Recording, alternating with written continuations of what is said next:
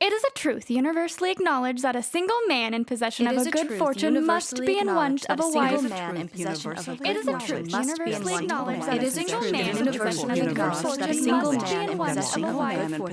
a good fortune must be in want of a wife.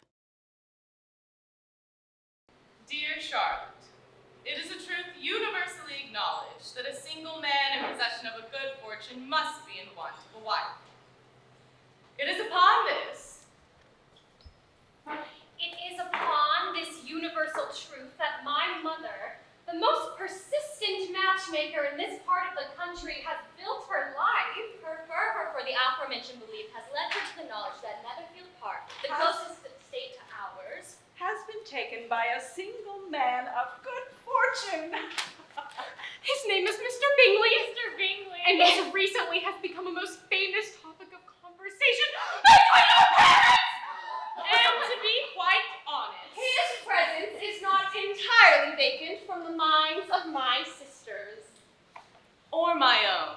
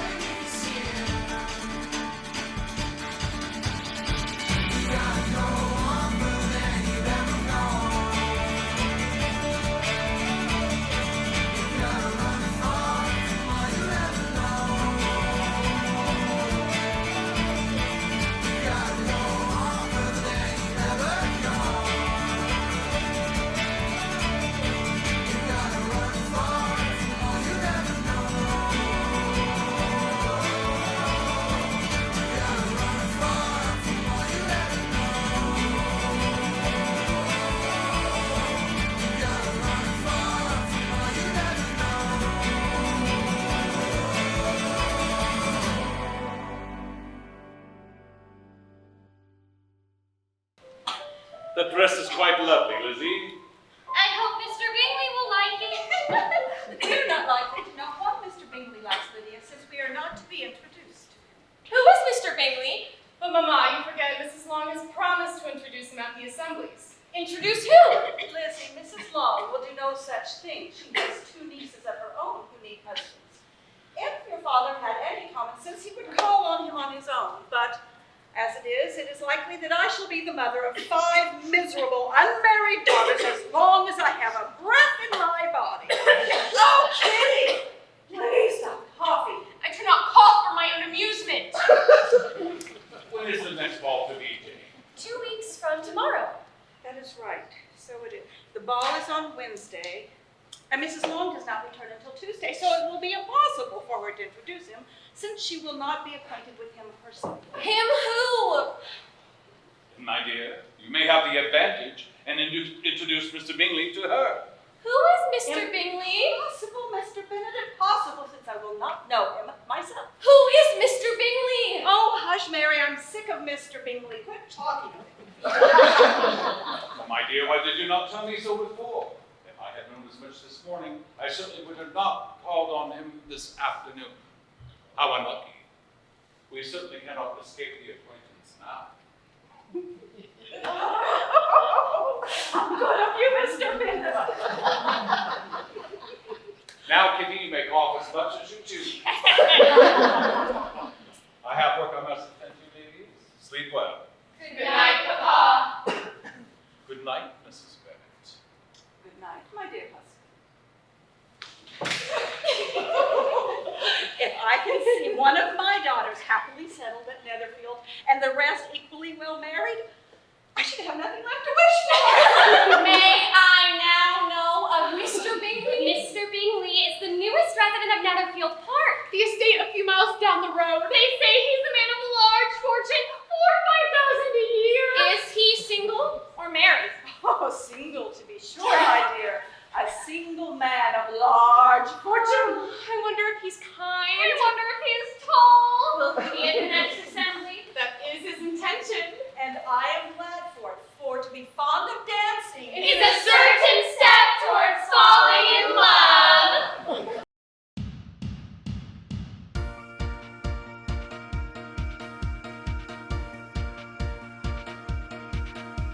Still I remember when I was told stories of evenings and days of old. Nothing to hide and nothing to lose. Down to the hall in their dancing shoes, where a boy with nothing but hope to declare saw a girl who was tying a bow in her hair. Here's to all the olden heroes, everyone who's gone before. Here's to all your hopes and dreams and everything worth fighting for. Hitting the earth on the day we're born, we come from dust and to dust return. All of our moments while we are here will last for a lifetime, then disappear. And she smiled as she heard the accordion play, and they laughed as they waltzed the evening away. Here's to all the olden heroes, everyone who's gone before. Here's to all your hopes and dreams and everything worth fighting for. Here's to all the olden heroes, everyone who's gone before. Here's to all your hopes and dreams and everything worth fighting for.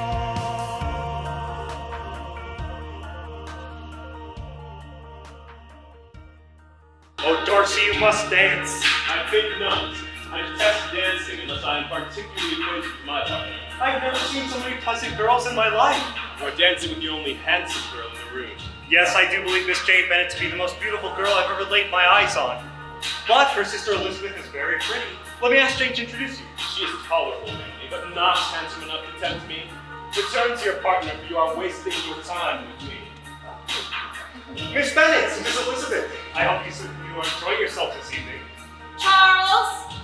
Oh, ladies, have you met my sister Caroline Bingley? Caroline, this is Miss Jane Bennet and Miss Elizabeth Bennet. Yes, we spoke earlier. Indeed. Charles, may I have a word with you? Ladies. You don't lose much by not suiting Mr. Darcy's fancy. Lizzie. Stop it, Jane. I'm more than all right. He's a horrid man, and I care not what he thinks of me. But you cannot keep your true feelings for Mr. Bingley a secret any longer. Now tell me, what kind of a man is he really? You've only been dancing with him all night. He is just what any young man ought to be. Sensible, good-humored, lively. And he's handsome. His character is thereby complete. I was very much flattered by his asking me to dance a second time. I did not expect such a compliment. Well, I did. What could be more natural than his asking you again? He can't help but see you're about 5 times as pretty as every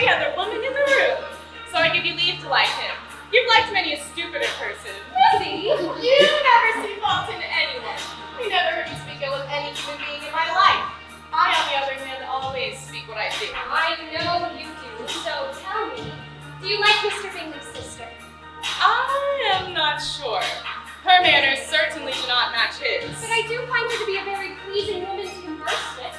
I'm sure she'll make a very charming neighbor. She's a very fine lady, but I fear she's a bit conceited. Like that Mr. Darcy? Maybe not that conceited, but it would explain how he could tolerate such a person. The devil, you know, and all. Exactly.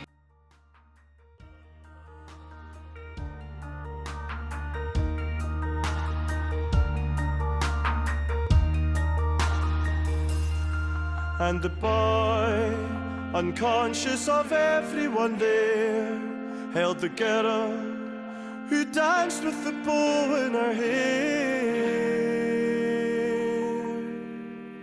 Ghosts of our ancestors watching on, out in the fields where the world was one.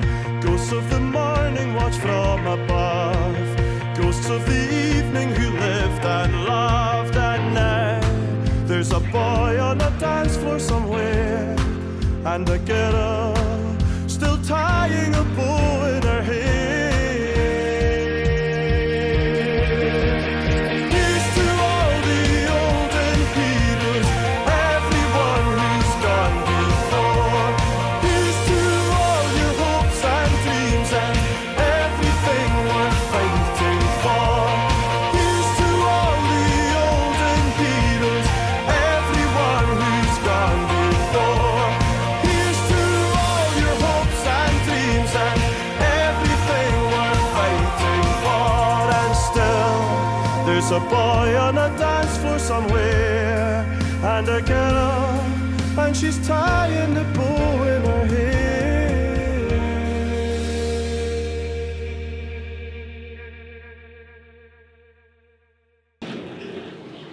And you simply cannot believe what was said next. Are you speaking of what was said to Mr. Bingley and Mr. Robinson? Mamma, Charlotte was speaking of a conversation between herself and Mrs. King. Were you not listening? These old ears, you can't trust them. But as long as we're on the subject, what was said between Mr. Bingley and Mr. Robinson, I heard only gossip, no details whatsoever. You must mean what I overheard between them. Well, Mr. Robinson asked Mr. Bingley who he believed to be the most beautiful girl in the room, and Mr. Bingley replied, "Oh, the eldest Miss Bennet, beyond a doubt there cannot be two opinions on the matter."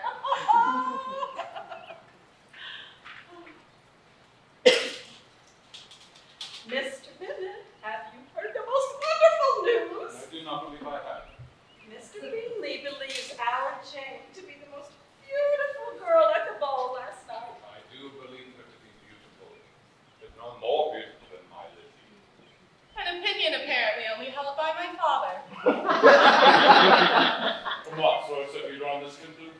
From a horrid man who isn't worth listening to. Mr. Darcy, a most disagreeable, horrid man, not worth pleasing at all. However, poor Lizzie to be just tolerable. Pay no attention to it, Lizzie. Everybody says he is ate up with pride. Pride is a very common failing. Human nature is prone to it. Vanity, however, is a different thing. A person may be proud without being vain. Pride relates more to our opinions of ourselves, vanity to what we would have others think of us. Mary, please quit banging on that pitiful instrument. Go find the rest of your sisters. It's almost time for supper. Well, as wretched as Mr. Darcy may be, his pride doesn't offend me as much as pride often does. Pride may say so with his family, his fortune, everything in his favor. He has a right to be proud. Well, I agree. And I could easily forgive his pride if he had not mortified mine. Well, I must be off. I must be home for supper myself. Shall I see you to the door? This isn't necessary. I shall see you soon, I hope. I wish you the best of luck, Jane. What for? Mr. Bingley, of course! Must we always speak of Mr. Bingley? My sincerest apologies. Goodbye, Mrs. Bennet. Goodbye, my dear. Now, where have you two been? We saw the soldiers marching in town today. Oh, heavens. Oh, Lizzie, you should have seen them. They looked so handsome in their red uniforms. And one of them winked at me. There is a letter for Miss Bennet. Miss Jane Bennet.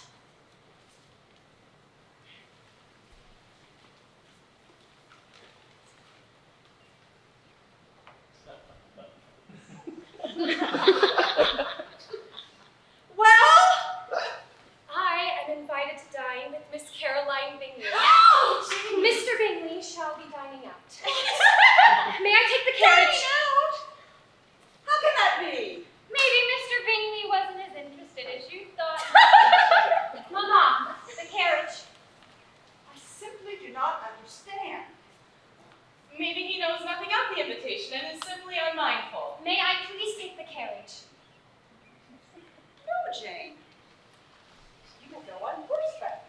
Horseback? Mama, it is likely to rain. Not for a while. Mr. Bennet! She cannot be serious, can she, Lizzie? Jane, dear, if you arrive on horseback and are there when it begins to rain, then they must invite you to stay the night. That would be a good scheme. Yes, my dear. I would much rather go in the coach.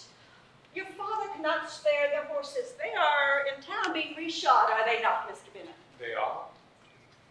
They are. But there is one available, but why do you ask? This was a very lucky idea of mine. Jane, dear, you must leave immediately and hope to simply surpass the storm. Mr. Bennet, Jane has been invited to dine with Miss Bingley at Netherfield Park and must leave right away if she hopes to miss the rain. Will you see her out? Very well. She's not likely to surpass the storm. She could catch a cold, Mama.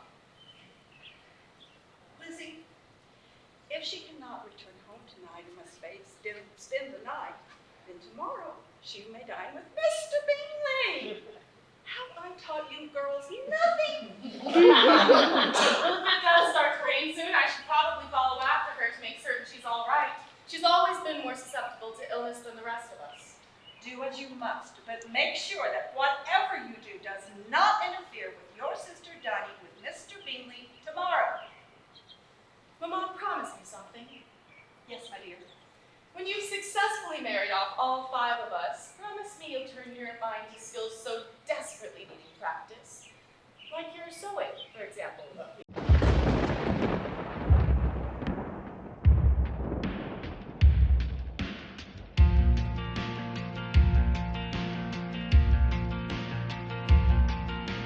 Born in the eye of the storm, in somebody's story, growing old, growing young.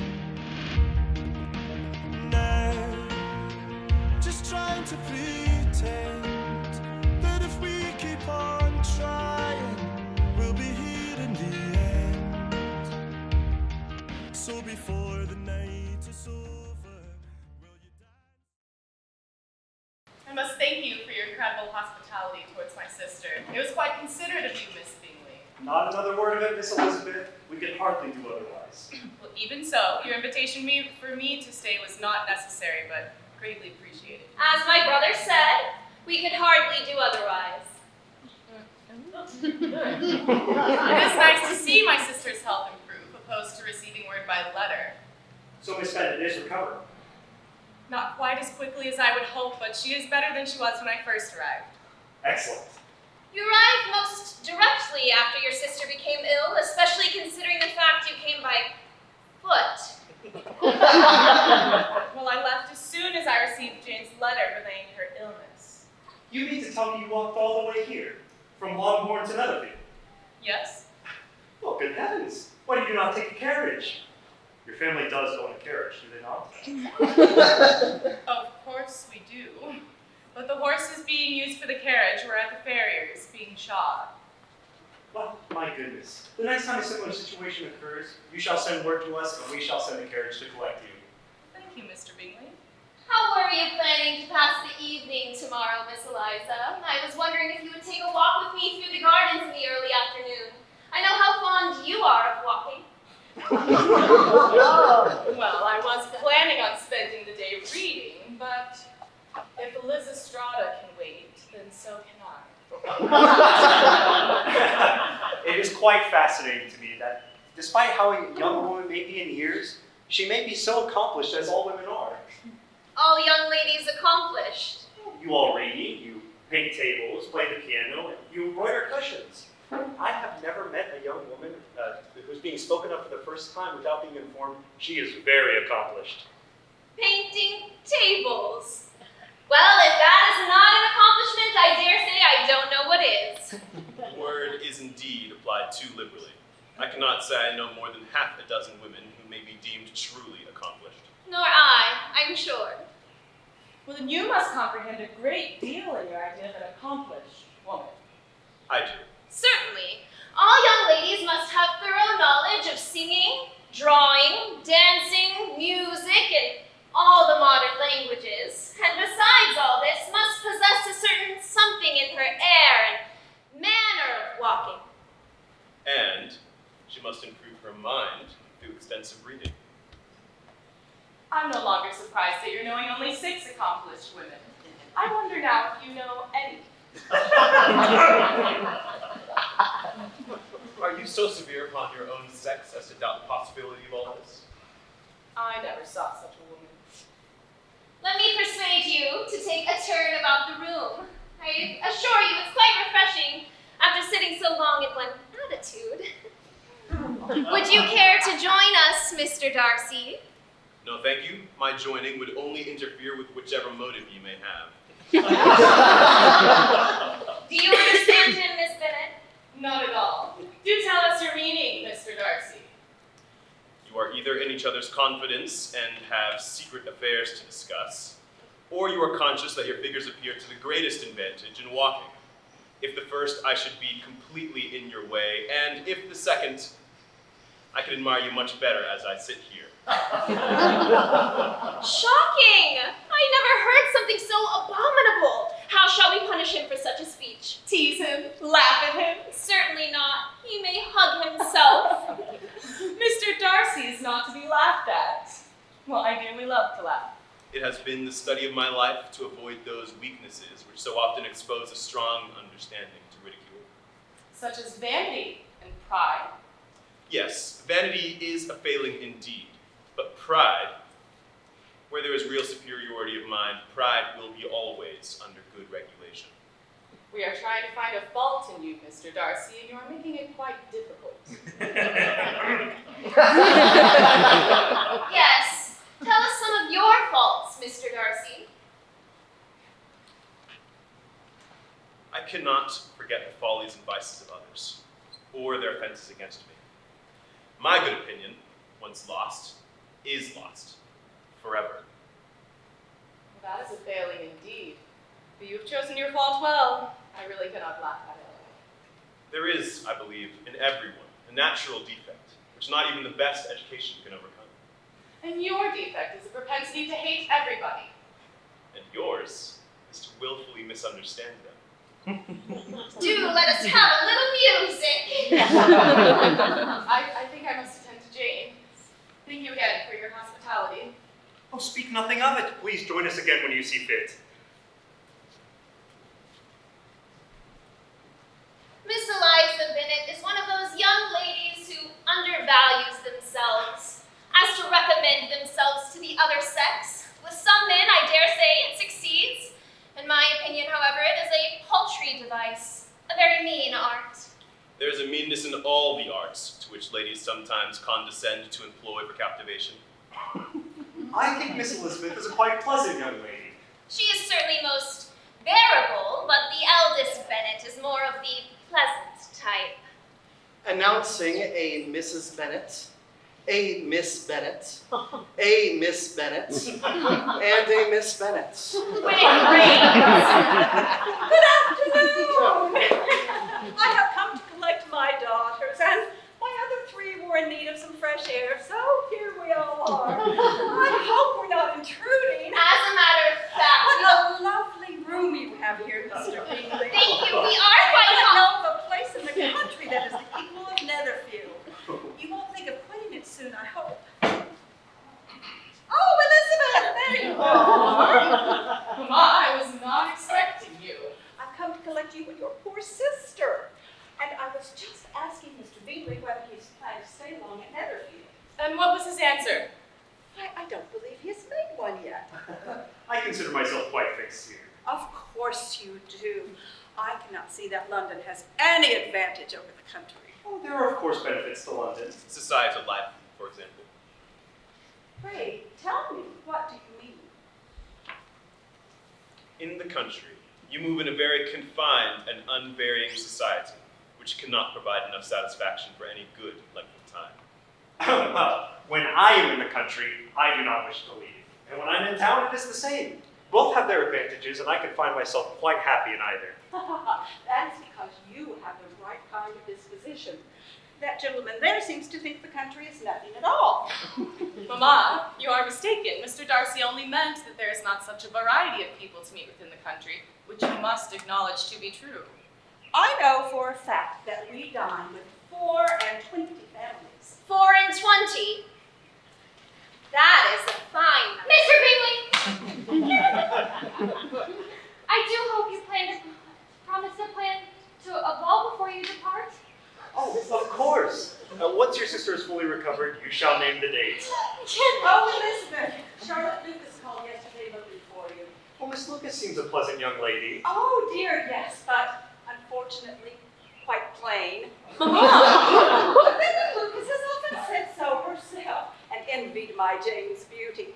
When Jane was but 15, there was a gentleman so much in love with her, I thought sure he would make her an offer. But he did not. However, he wrote some very pretty verses on her. And so ended his affection. I wonder who first discovered the efficacy of poetry in driving away love. I've been used to consider poetry as the food of love. Of a fine, stout, healthy love it may. Everything nourishes what is strong already. But if it be only a slight, thin sort of inclination, I'm convinced one good sonnet will starve it entirely away. I do believe she hasn't got you there, Darcy.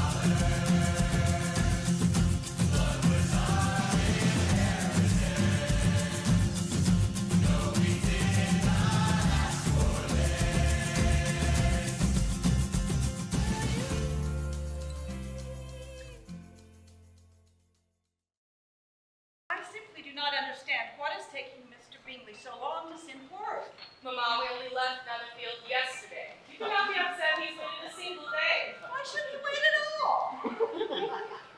Mama, may we walk into town? We want to look for some new ribbons. And see the soldiers. Of course not. We're about to be seated for supper.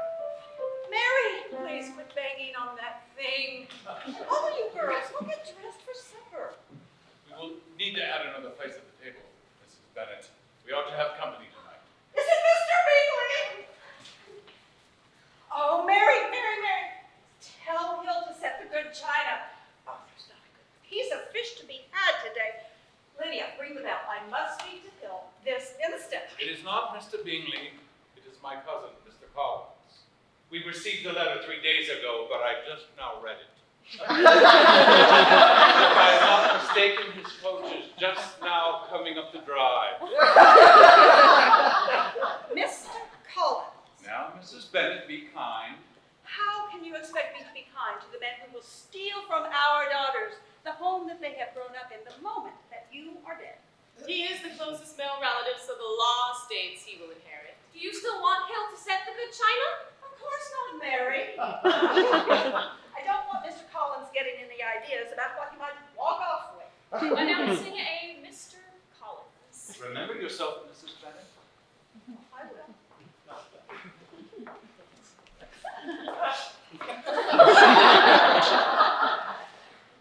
How good it is to see you, William. I hope your journey was quite suitable. It was a very long journey, I must say. I hope it was at least bearable. Yes, I found great solace in my paper folding. Paper folding? Yes, it is a Japanese art form. I have learned to make beautiful figures. Oh, paper folding. Yes, it is quite relaxing. I think I should go check on supper. Please sit, Mr. Collins. Yes, I do enjoy the occasional sit.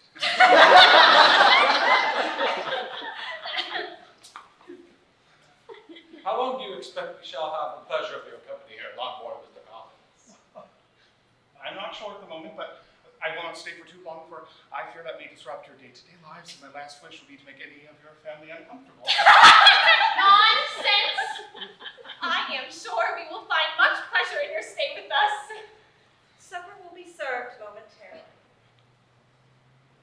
The food smells delicious, Mrs. Bennet. Which of your daughters may I give my compliments to? We are quite capable of keeping a cook, Mr. Collins. Very good. I'm glad to see the estate can manage so well. I shall be glad to inform my patroness of this. I'm honored to have as my patroness Lady Catherine de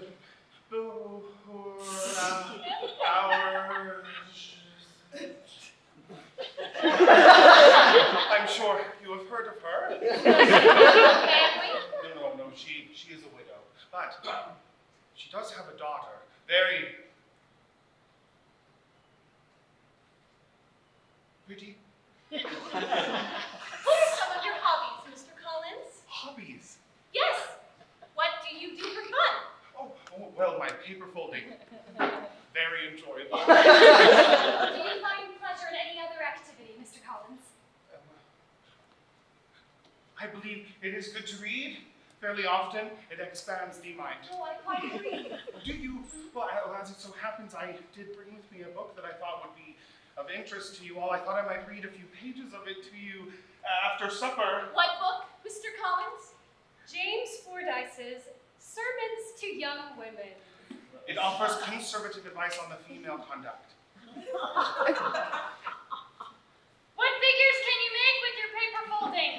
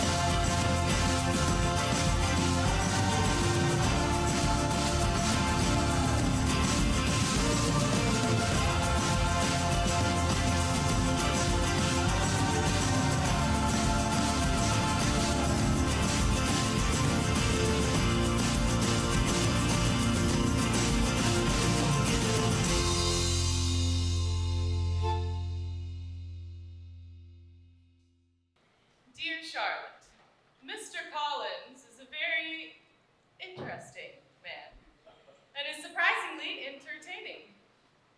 However, soon became apparent that he had grown a certain liking for Jane, and my poor sister is spending most of her days attempting to kindly avoid him.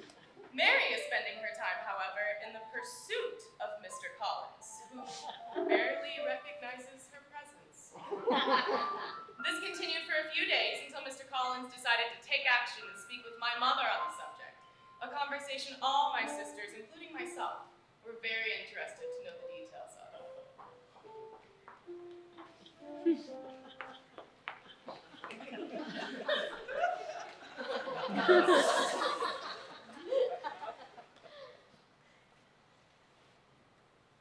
Mrs. Bennet.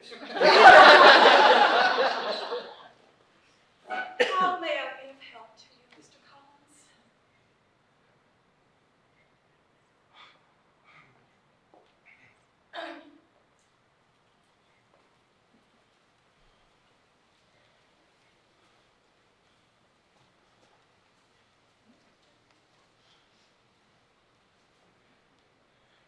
As you might might assume, Lady Catherine, my patroness, is very adamant on me finding myself a suitable bride. You are correct, Mr. Collins. That is not a shock to me. Well, she has, however, in her graciousness, given me permission to choose a spouse for myself, which I find quite convenient given the circumstances. I'm not sure I understand you, Mr. Collins. Well, as you know, I shall inherit Longbourn from your husband when he does pass away, and I understand that it leaves you and your daughters in an awful predicament, and I feel that it would benefit everyone in this situation if I were to choose one of your daughters for my bride-to-be. This way, I will have a wife, and the estate will remain within the family. Which of my daughters do you intend to make your wife? Well, I did have my eyes set on your eldest daughter, Jane. Oh, I'm very sorry to say, Mr. Collins, that we believe she is soon to be engaged. I see. What about Miss Elizabeth? She is quite equally as pretty, very spirited. But very good-natured. We have no doubt she will make an excellent partner. Yes, a nice, conservative alternative. Mama! We saw Mr. Bingley riding up to the house and we ran back. Mr. Bingley here? Yes! I think I will get out of your way while your guest is here and go to my room. I must write to Lady Catherine. Thank you, Mr. Collins. Jane! Jane! Jane! Fictional hair, Mr. Bingley is coming!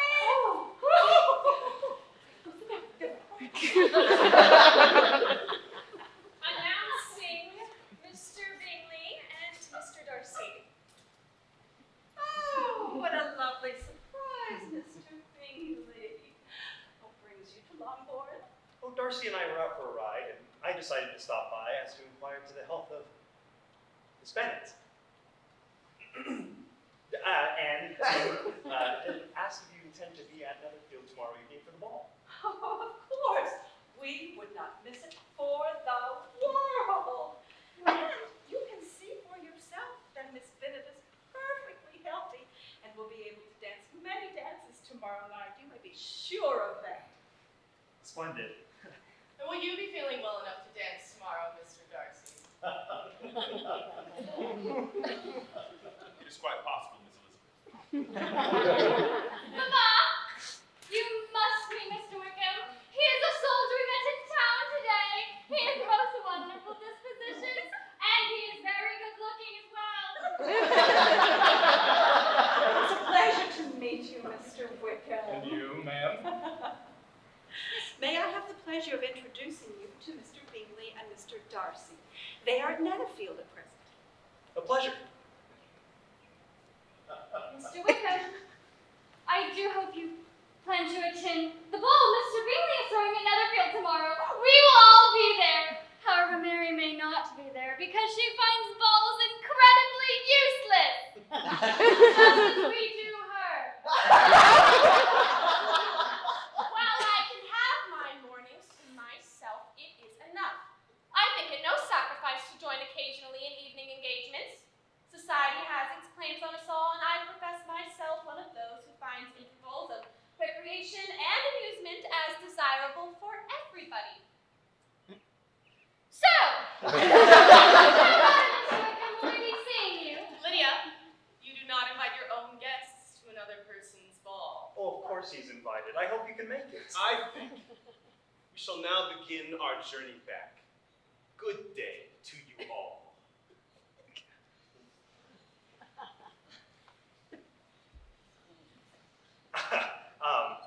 Good day, Mrs. Bennet. Good day. Until tomorrow.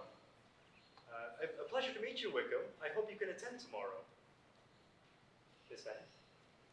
Mr. Bingley.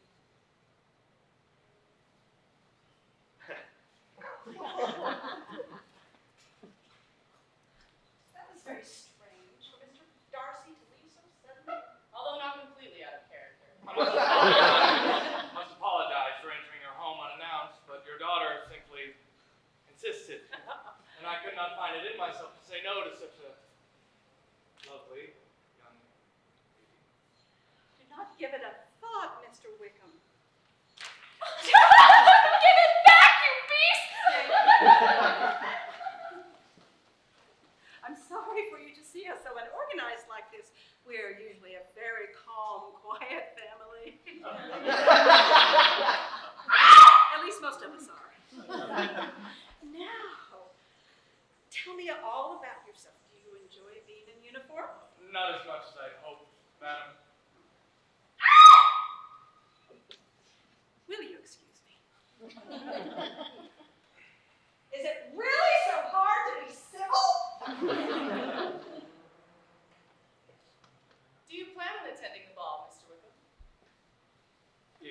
I can arrange it. Tell me, how long has Mr. Darcy been at Netherfield? About a month now, more or less. Do you know him personally? I've been acquainted with his family since infancy. I do not doubt that this surprises you after witnessing that very cold meeting. Well, I hope that your plans here will not be affected by his being in the neighborhood. Oh, no, it is not for me to be pushed away by Mr. Darcy. If he wishes to avoid seeing me, then he must go. May I ask, what is the nature of your quarrel with Mr. Darcy? Our families were friends for many years. His father was my godfather, so me and this Mr. Darcy grew up together as brothers. And when my father died, the late Mr. Darcy meant to provide for me amply. But when he died, Darcy simply ignored his wishes and gave the living to another man. But why? What could be his motive? Jealousy.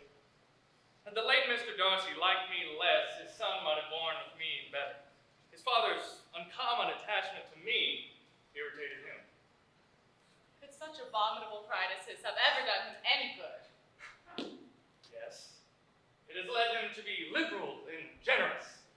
He also has a brotherly pride, which when paired with brotherly affection, makes him a very kind and careful guardian of his sister.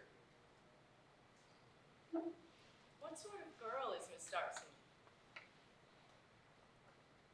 Too much like her brother. Very, very proud. As a child, she was affectionate and pleasing and extremely fond of me, and I devoted hours and hours to her amusement. However, she thinks nothing of me now. I do not understand how Mr. Bingley, who seems good humor itself, can retain such a close relationship to a person of Mr. Darcy's quality. Among those who are at his equals in consequence, he is a very different man from what he is to the less prosperous. Lizzie, may I borrow some of your ribbons for the ball tomorrow night? Yes, but not the lavender. Mr. Wickham, I do hope you will be able to attend the ball tomorrow. I shall do my best to attend, but as for now, I must be leaving. Good evening, ladies. Good evening. And good evening, Miss Elizabeth. Good evening, Mr. Wickham.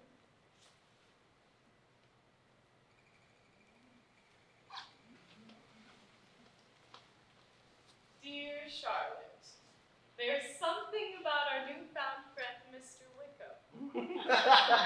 His manners recommend him to everybody. Everything he says is well said, and everything he does is done gracefully.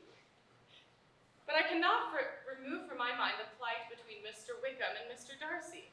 I cannot understand how a man could be so cruel to another person, and yet Wickham speaks in a manner with such humility and maturity. I shall see you in Netherfield tonight, and hopefully I may introduce you, and together we can give him some cheering up. I do believe he deserves it after all he has been through.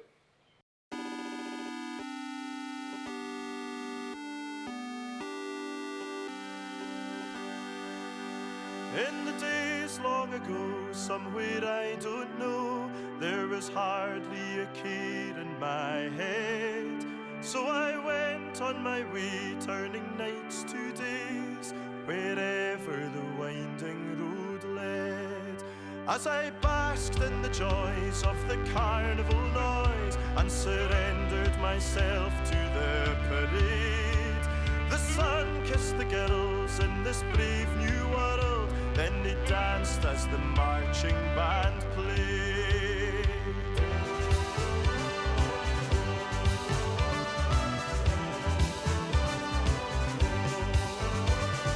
Let's make tonight like we will never see another summer, and we're 17 again. Let's make tonight like we will never see another summer, and it's almost at the end. As my vision expired, I awoke from desire, and my eyes, they were blind to the light. Looking down at my shoes beneath the greens and blues, skyline at night.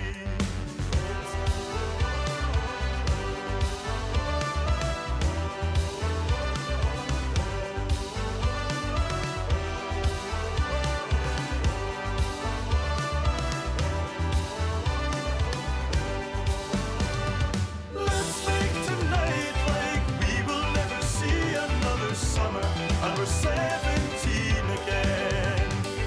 Let's make tonight like we will never see another summer, and it's almost at the end. Let's make tonight like we will never see another summer.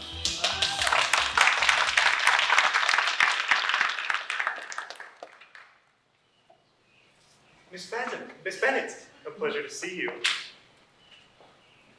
And Miss Elizabeth, you look beautiful tonight. Miss Elizabeth, Elizabeth! Oh, I'm terribly sorry. are you looking for someone? I thought perhaps Mr. Wickham might be here. Oh, I do believe he would not be in attendance tonight. He had to go into business, into town yesterday and was not able to return. I hope the sad news does not spoil the entire evening for you. Of course not. Charlotte! Oh, how good to see you. How are you, my dear friend? Quite well, and you? I believe a night of dancing could do me good. Is your Mr. Wickham here? No, he was called to town, it seems. See. Mr. Collins is staying with you, is he not? Yes. Yes, he is. And we are constantly reminded of the fact by the paper flowers he leaves for us all over the house. I believe we find great joy in discovering him. Ah, Mr. Collins, I was just telling Charlotte of the lovely paper daffodil I found on my pillow this morning. I was very proud of that one.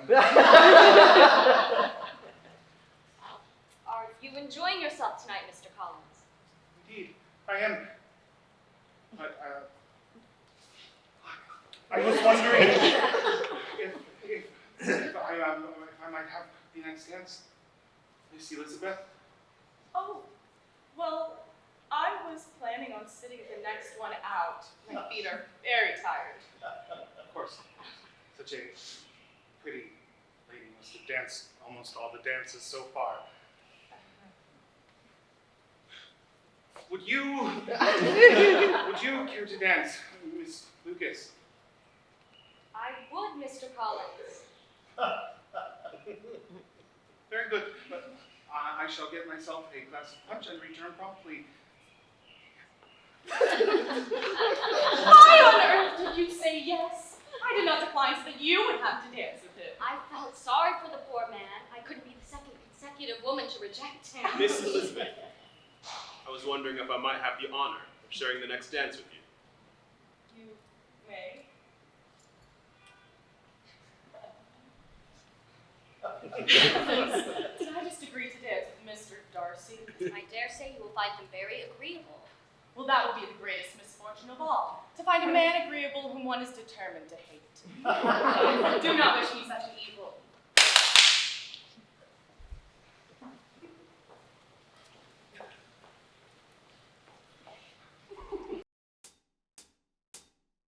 Proud and pretty girl, with her smile she is commanding all her company.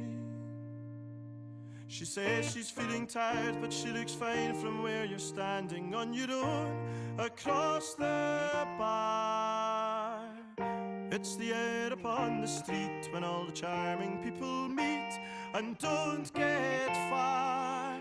When your heart is drunk and you feel no pain, and you find yourself walking home again, so you kiss the cold and you taste the rain and you sing the old farewell.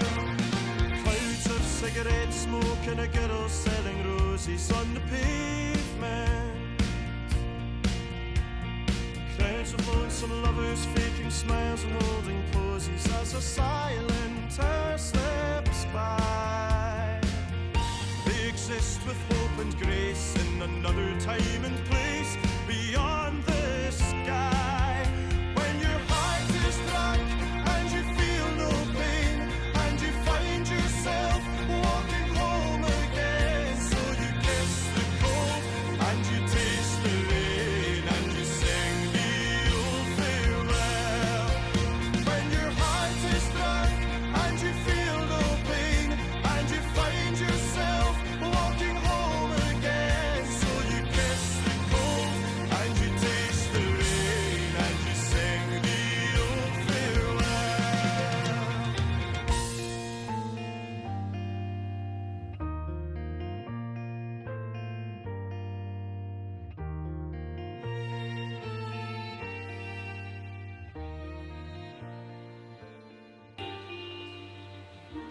I love this dance. It is your turn to say something now. I talked about the dance, and you want to make some kind of remark on the size of the room or the number of couples. However you wish for me to reply, I shall do so. That reply will do for the present, but for now, we may remain silent.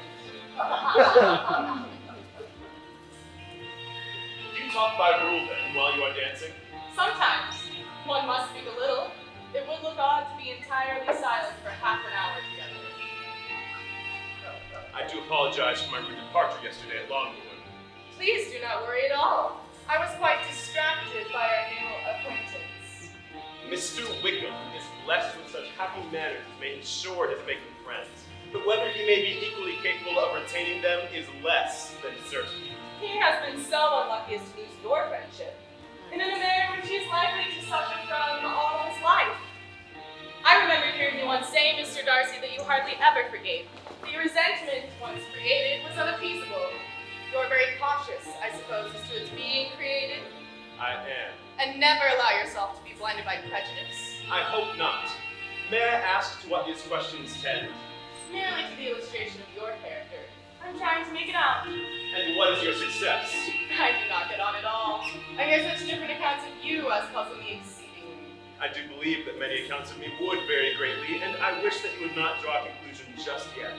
But if I do not take your likeness now, I may never have another opportunity. I would by no means suspend any pleasure of yours.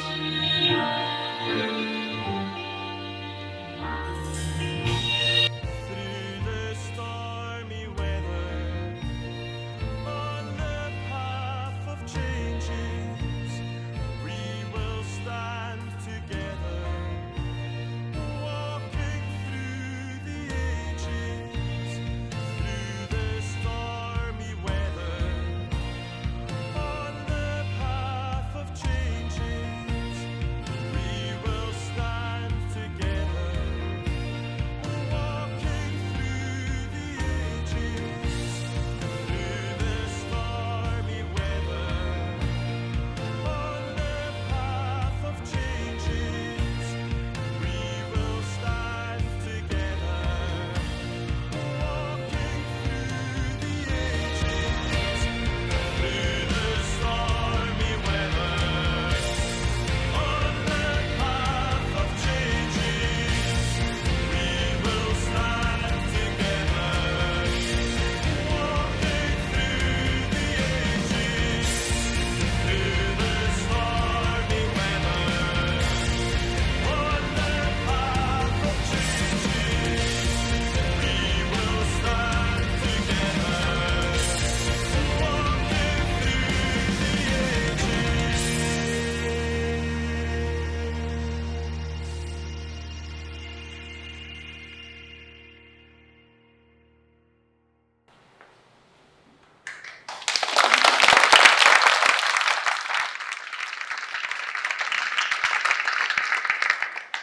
So, Miss Eliza, I hear quite delighted with George Wickham. Your sister has been telling me about him, and I fear he forgot to mention that he is the son of old Wickham, the late Mr. Darcy's steward. As to Mr. Darcy using him ill, it is perfectly false, for he has always been nothing but remarkably kind. I pity you, Miss Eliza, for this discovery, but considering his recent descent, one could not expect much better. Well, his guilt and his descent appear by your account to be the same. For I've heard you accuse him of nothing worse than of being the son of Mr. Darcy's steward, and of that I can assure you he informed me himself. We beg your pardon. Excuse the intrusion.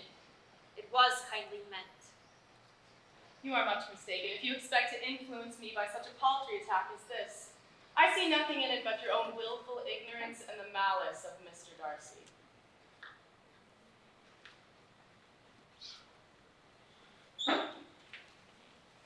Please tell me you have learned something of Wickham. Oh, well, unfortunately, Mr. Bingley knows next to nothing of his character, but he will vouch for the good conduct and honor of his friend.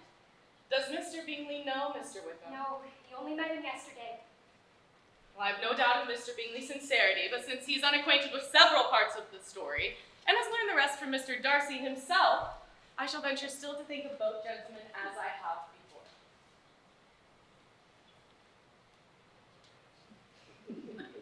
I must leave you now. I believe Mr. Bingley would like another dance, but I do not wish to seem too eager.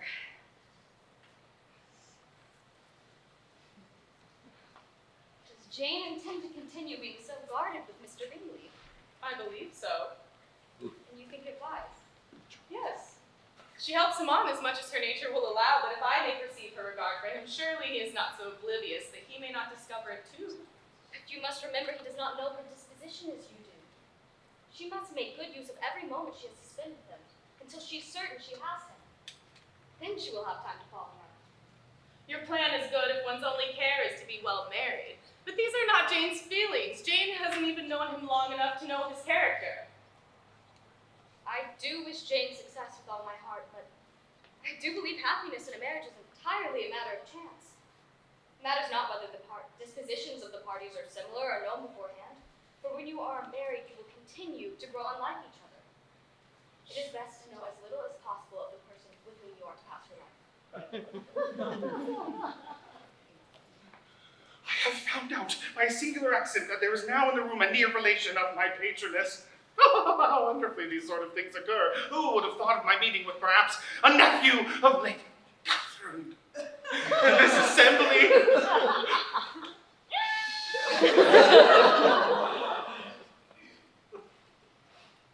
I am most thankful that this discovery is made in time for me to pay my respects to Mr. Darcy, which I am now going to do. And shall entreat my pardon for not having done it earlier. My total ignorance of the connection must plead my apology.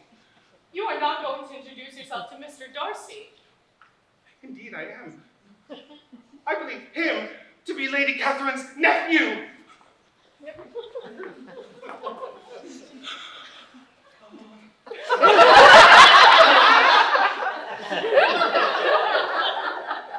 Shall we?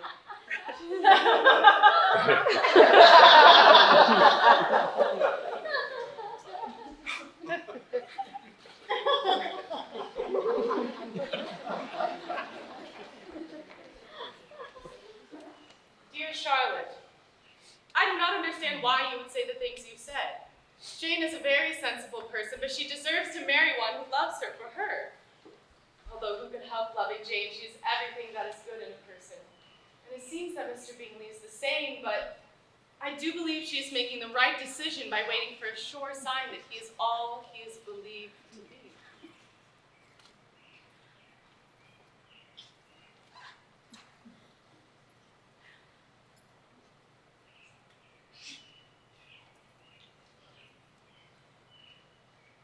An island in the sunlight, laughter in the rain, of whiskey in the darkness, it all feels just the same.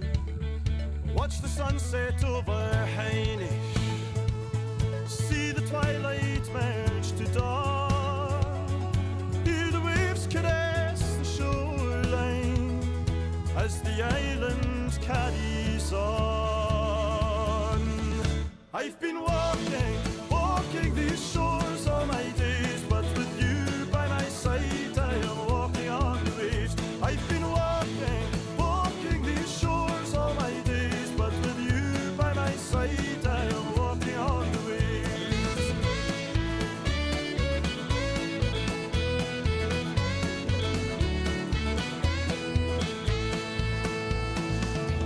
There's two lovers on the market, and they walk down to the sand. Their silhouettes are on the water as they paddle hand in hand, and it's a game of sweet surrender when there's nothing left to say, and there are moments to remember once these days are long away.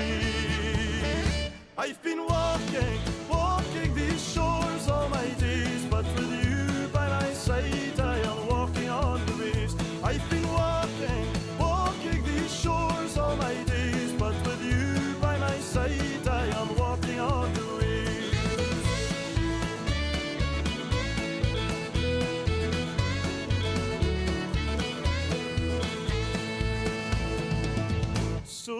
look out on the ocean, see the headlands and the strands, and you wonder what horizons will shape tomorrow's plans. And through the turning of the seasons and the cycle of the days, every drink's another reason to let tomorrow sail away. I've been walking these shores all my days, but with you by my side I am walking on the waves. I've been walking these shores all my days, but with you by my side I am walking on the waves. The surging of the ocean, breakers on the shore, the echoes of our bodies to the lover's dream we soar.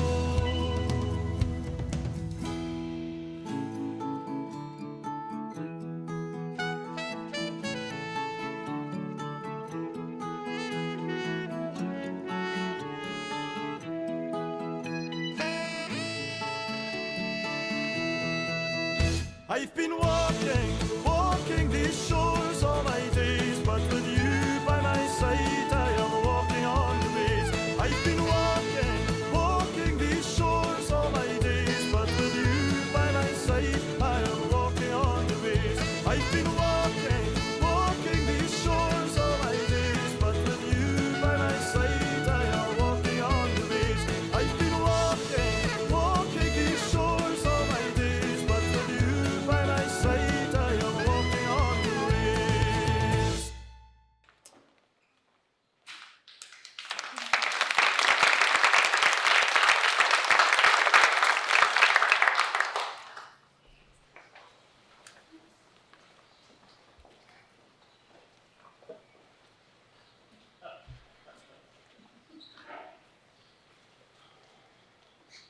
Miss Elizabeth, I was wondering if I might have a word with you. Yes, Mr. Collins. How may I be of service?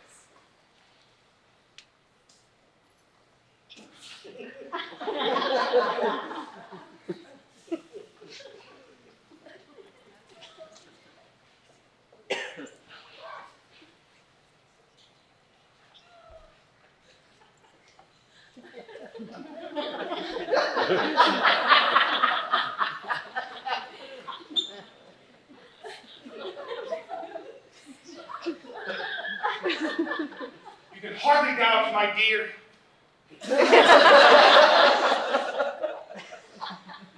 Miss Elizabeth, the purport of my discourse, however your natural delicacy may lead you to dissemble, my intentions have been too marked to be mistaken. Almost as soon as I entered the house, I singled you out as the companion of my future life. But before I am run away with my feelings, perhaps it would be advisable for me to state my reasons for marrying. Firstly, that I think it a right thing for every clergyman to set the example of matrimony in his parish. Secondly, I am convinced it will add very greatly to my happiness. And thirdly, it is the particular advice and recommendation of my patroness, Lady Catherine, since I am this estate. After the death of your honored father, I could not satisfy myself without resolving to choose a wife from among his daughters, that the loss to them might be as little as possible. And now nothing remains for me but to assure you in the most animated language of the violence of my affection. Mr. Collins! You may assure yourself that no ungenerous reproach shall ever pass my lips when we are married. You are too hasty, sir. You forget I have made no answer. Let me do it without further loss of time. Accept my thanks for the compliment you are paying me. I am very sensible to the honor of your proposals, but it is impossible for me to do otherwise than decline them.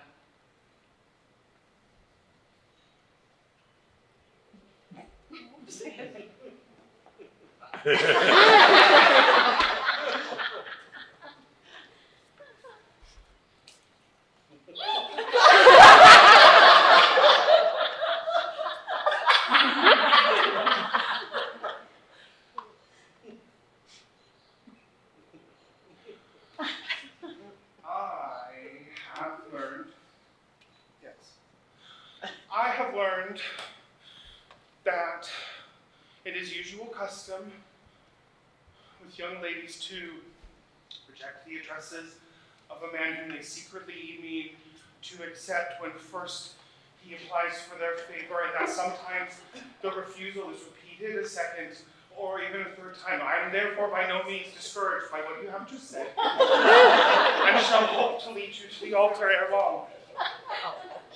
On my word, sir, your hope is rather an extraordinary one after my declaration. I can assure you I am not one of those young ladies who are so daring as to risk their happiness on the chance of being asked a second time. I am perfectly serious in my refusal. You cannot make me happy, and I'm convinced I'm the last woman in the world who can make you so. Nay, were your friend Lady Catherine to know me, I'm persuaded she would find me in every respect ill-qualified for the situation.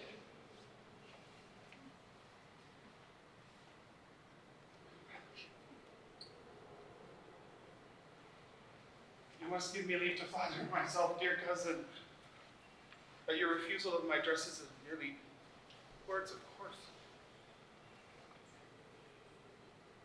My situation in life, my connections to Lady Catherine's family, and my relationship to your own are circumstances highly in my favor, and you should take it into further consideration that despite of your manifold attractions, it's by no means certain another offer of marriage may ever be made to you.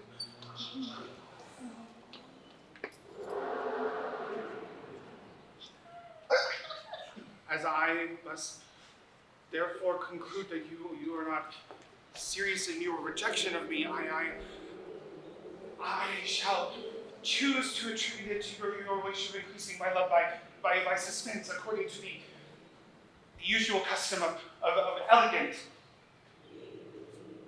females. I meet you with two legs. I do assure you, sir, I have no pretension to that kind of elegance which consists of tormenting a respectable man. My feelings in every respect forbid it. I thank you again and again for the honor you have done me in your proposals, but to accept them is absolutely impossible.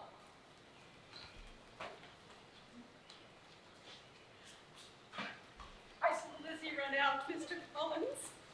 May I congratulate you? Yes, I think that would be appropriate.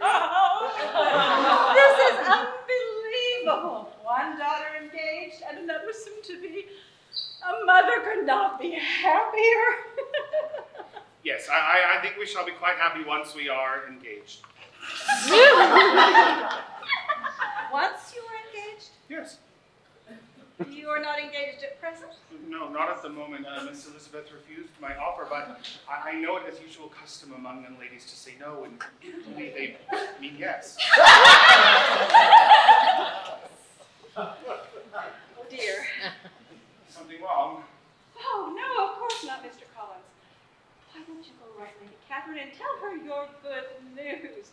I shall see to dinner and call you down presently to celebrate. Very good. I could benefit greatly from a riding exercise.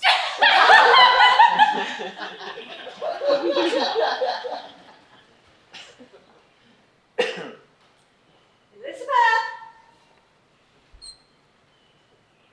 Elizabeth! Elizabeth!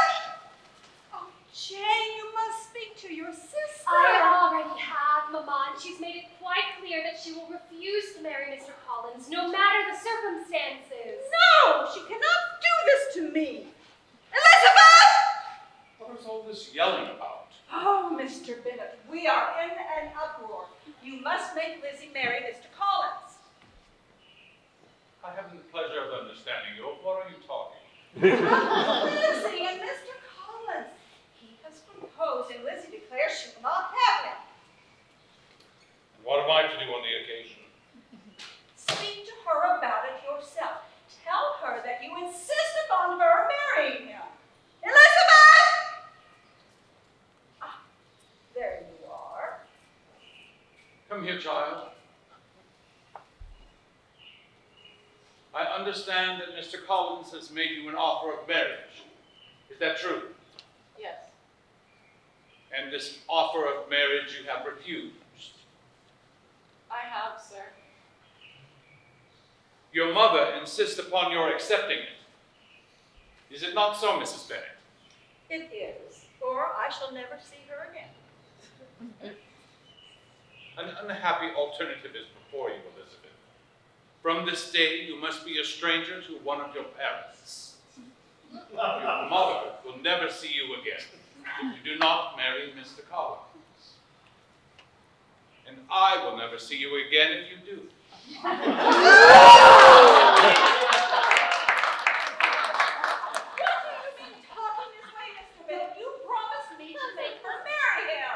My dear, I have always had but two conditions as long as we have been married.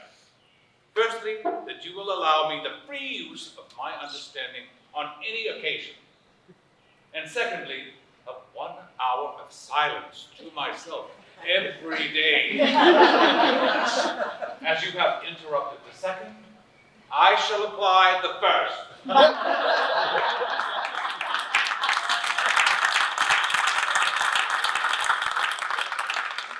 Jane, you must make your sister cease. Yes. I cannot, Mamma, for I know it will be to no avail. I tell you one thing, Miss Lizzie. If you take it into your head to go on refusing marriage proposals like this, you will never get a husband. And I am sure I do not know who is to maintain you after your father is gone. I will not be able to do it. And so, you are warned. I said that I would never see you again, and you will find me as good as my word. I can take no pleasure in talking to an undutiful child. Not that I take much pleasure in talking to anyone. Those who suffer from nervous complaints as I do can have no great inclination for talking. No one knows what I suffer. But it is always so. Those who do not complain are never pitied.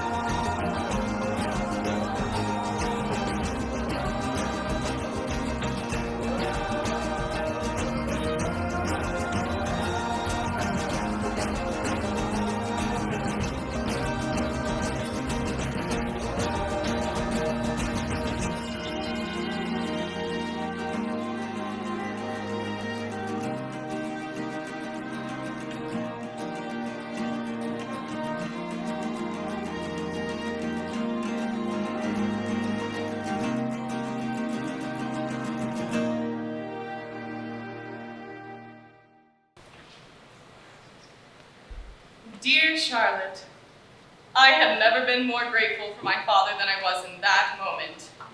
My mother, on the other hand, was very cold towards him, for in her eyes he had failed me as a father.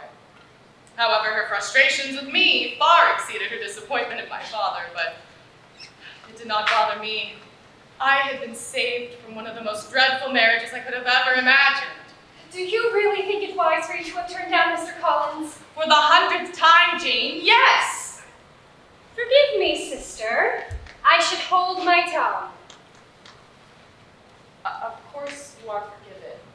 And never hold your tongue on my account. You know I feel a sisterly pride when you speak your mind. But I simply cannot see myself married to such a preposterous character as Mr. Collins. Although if I did marry him, I should never want for another paper flower as long as I live. Announcing Miss Lucas and a letter for Miss Jane. Charlotte! I have news for you, Lizzie. News? What kind of news? I am engaged to Mr. Collins. Engaged to Mr. Collins? Why should you be surprised, my dear Lizzie? Do you find it incredible that Mr. Collins could procure any woman's good opinion because he was not so happy as to succeed with you?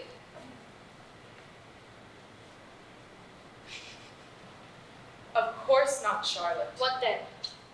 It's impossible. I see what you are feeling.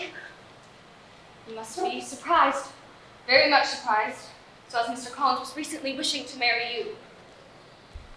But when you have had time to think it all over, I hope you can be satisfied with what I have done.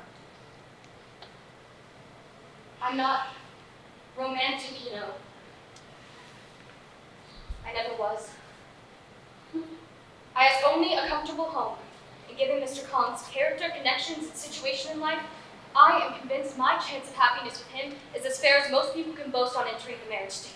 Charlotte.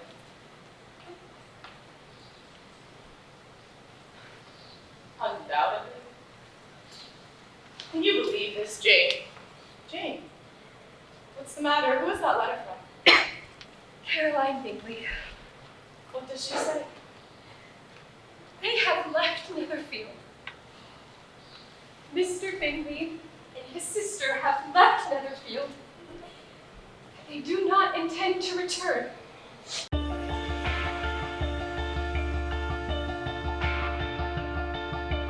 Late one night when the sun had set and time was lost for a while, looking out onto the sand, feeling it. Though it pains me greatly, I doubt that our party should return to Netherfield before the winter is over. Mr. Darcy is impatient to see his sister, and we are scarcely less eager to meet her again. My brother will have frequent opportunity now of seeing her on the most intimate footing. Her family all wish the connection as much as his own. With all these circumstances to favor an attachment and nothing to prevent it. Am I wrong, my dearest Jane, in indulging the hope of an event which might secure the happiness of so many? Does this not expressly declare that Caroline does not wish me to be her sister, and that she is perfectly convinced of her brother's indifference towards me? Can there be any other opinion on the subject? Yes, for mine is totally different. Miss Bingley sees that her brother is in love with you and wants him to marry Miss Darcy. She follows him to town in the hope of keeping him there and tries to persuade him that instead of being in love with you, he's very much in love with her. Indeed, Jane, no one can doubt his affection, but you cannot seriously imagine that because Miss Bingley says her brother greatly admires Miss Darcy, that it's within her power to persuade him that instead of being in love with you, he's in love with her. But can I be happy in accepting a man whose sister and friends are all wishing him to marry elsewhere? You must decide for yourself. Of course, I could not hesitate if I thought that Bingley loved me. But if he should return no more this winter, then my choice will no longer be required. 1,000 things could arise in 6 months. Elizabeth. Yes, my dear sister. What if all of this has been nothing more than an error of fancy on my side? My dear Jane, you are too good. Of course not, Lizzie. I am not as wonderful as you make me out to be. Well, this is not fair. I only want to think you are perfect and you set yourself against it.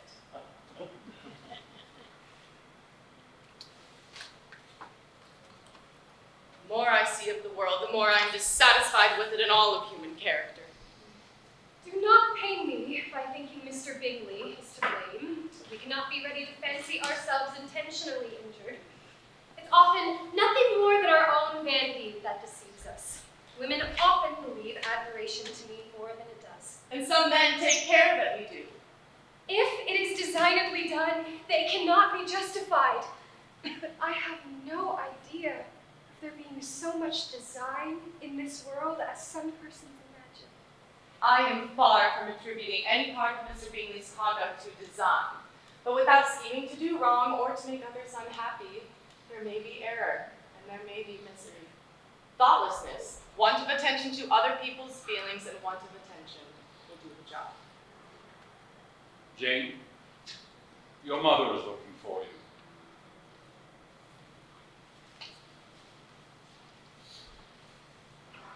So, Lizzie, your sister is cross with love, I find. I congratulate her. When is your turn to come? Here are officers enough in Meryton to destroy all the young ladies in the country. Why not let Wickham be your man? pleasant fellow and would jilt you creditably. Thank you, but a less agreeable man would do just fine. We must not all expect Jane's good fortune. True. But it is a comfort to think that whatever of that kind may befall you, you have an affectionate mother who will always make the most of it.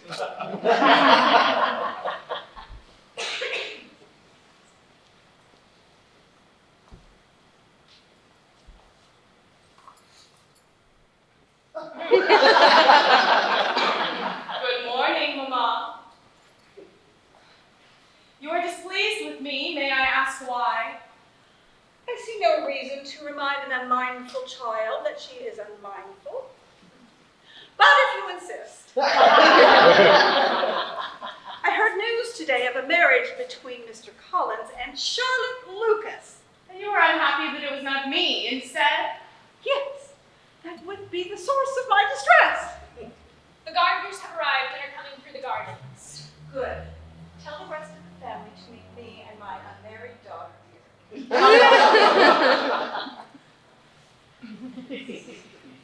You are happy to see your brother, Mamma. Yes, it has been too long. Now, Elizabeth, I think it best for your reputation if we do not inform Mr. and Mrs. Gardner of your refusal of Mr. Collins' proposal. Yes, Mamma. My sister, it has been too long. Why too long, dear brother? Oh, goodness, this cannot be my Elizabeth. Oh, my, you have grown into a very beautiful woman. Much more beautiful than your mother, I must say. She turned down a marriage proposal. Did you really? It is true.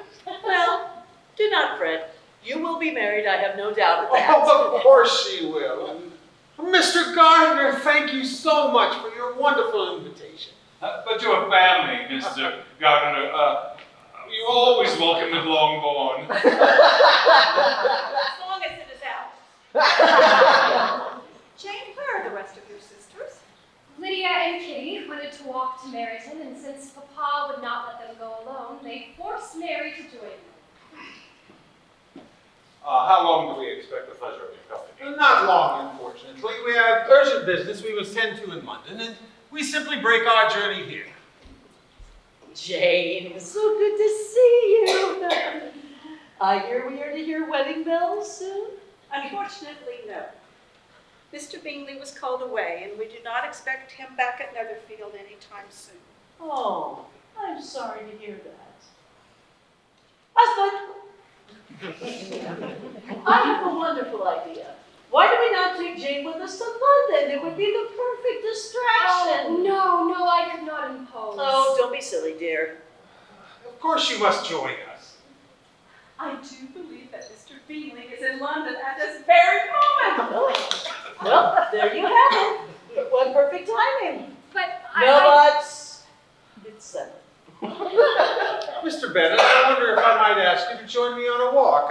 I should like to stretch my legs after that long carriage ride. I should be happy to join you. So when do you expect to depart, Mrs. Gardner?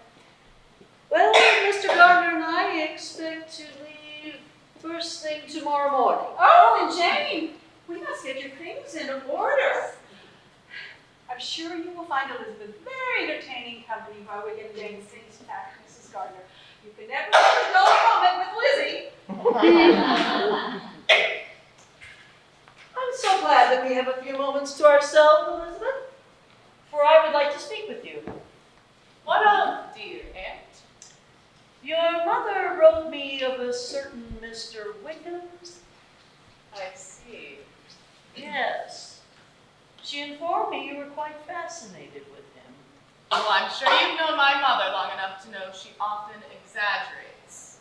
And I am sure I have known you long enough to know that flush of color in your face is proof that she was correct. You're too sensible of a girl, Lizzie, to fall in love merely for the sake of being warned against it. And so, therefore, I must speak openly. Now, I do not have anything against him, for he is the most interesting young man. I had the pleasure of meeting him once in London. And if he had the fortune that he ought to have, I could say you could do no better. But as it is, you must not let your fancy run away with you. You have sense, and we expect you to use it. Your father depends on your resolution and good conduct. You must not disappoint your father. My dear aunt, this is very serious indeed. Yes, and I expect you to be serious just as well. Well, I should be very sorry to be the means of making any of you unhappy, and I shall try to do what I think to be the wisest. And now I hope you are satisfied. I am. And I'd like you to know that if we had room in the carriage, we would invite you to come with us to London as well as Jane. Please do not worry, I beg of you. I already have plans to see my good friend, Charlotte Lucas. Of course, now I must refer to her as Mrs. Collins. Oh, that friend. Yes.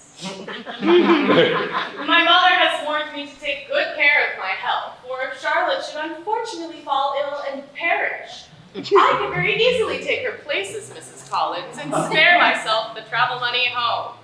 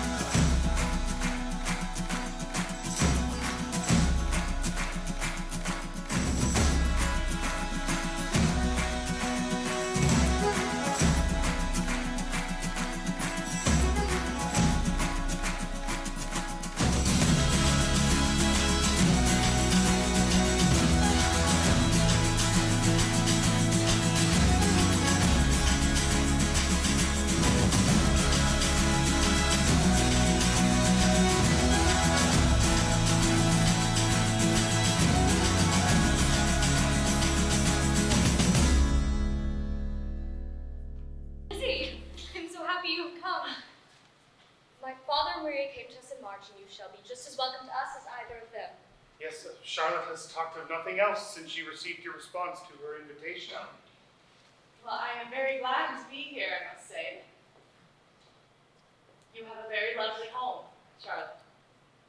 Yes, I feel as if it is a home in which any young woman would be happy to be mistress of. Mr.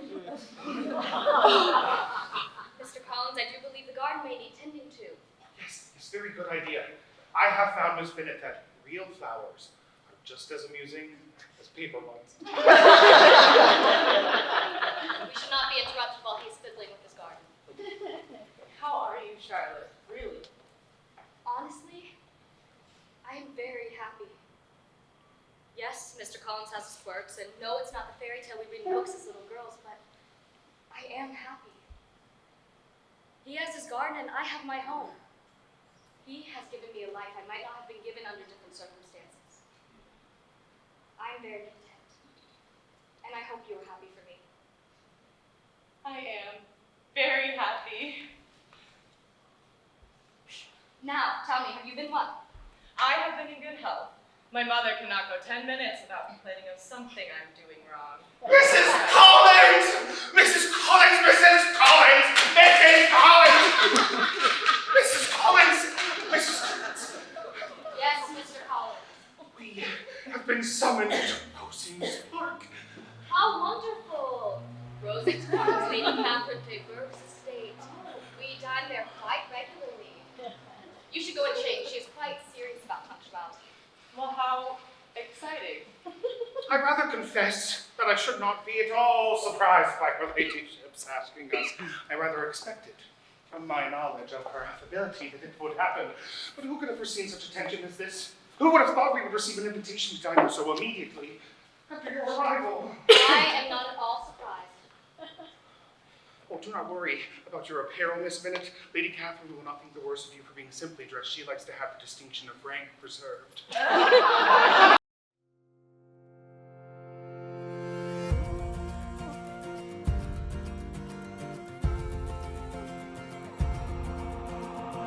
Late nights, bad dreams, can't sleep, but I know where I need to go. Jump out of bed, throw on my shoes to run to those hills that I've always known. Down the road, past the telephone line, this night was made for a moonlight serenade. The clear air starts to ease my mind, and I'm running alone, but I am unafraid. Oh, oh, I don't believe that we'll ever grow.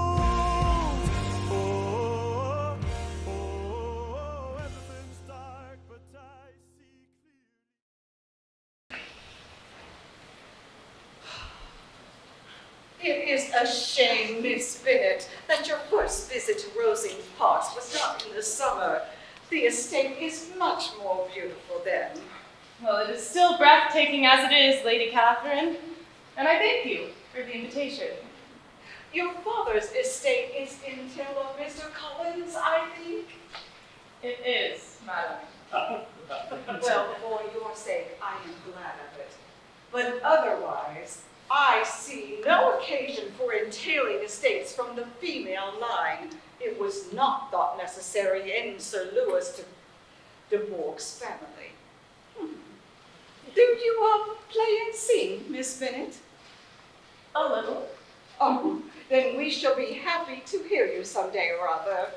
Our instrument is a champion one, probably superior to yours, so you must try it someday.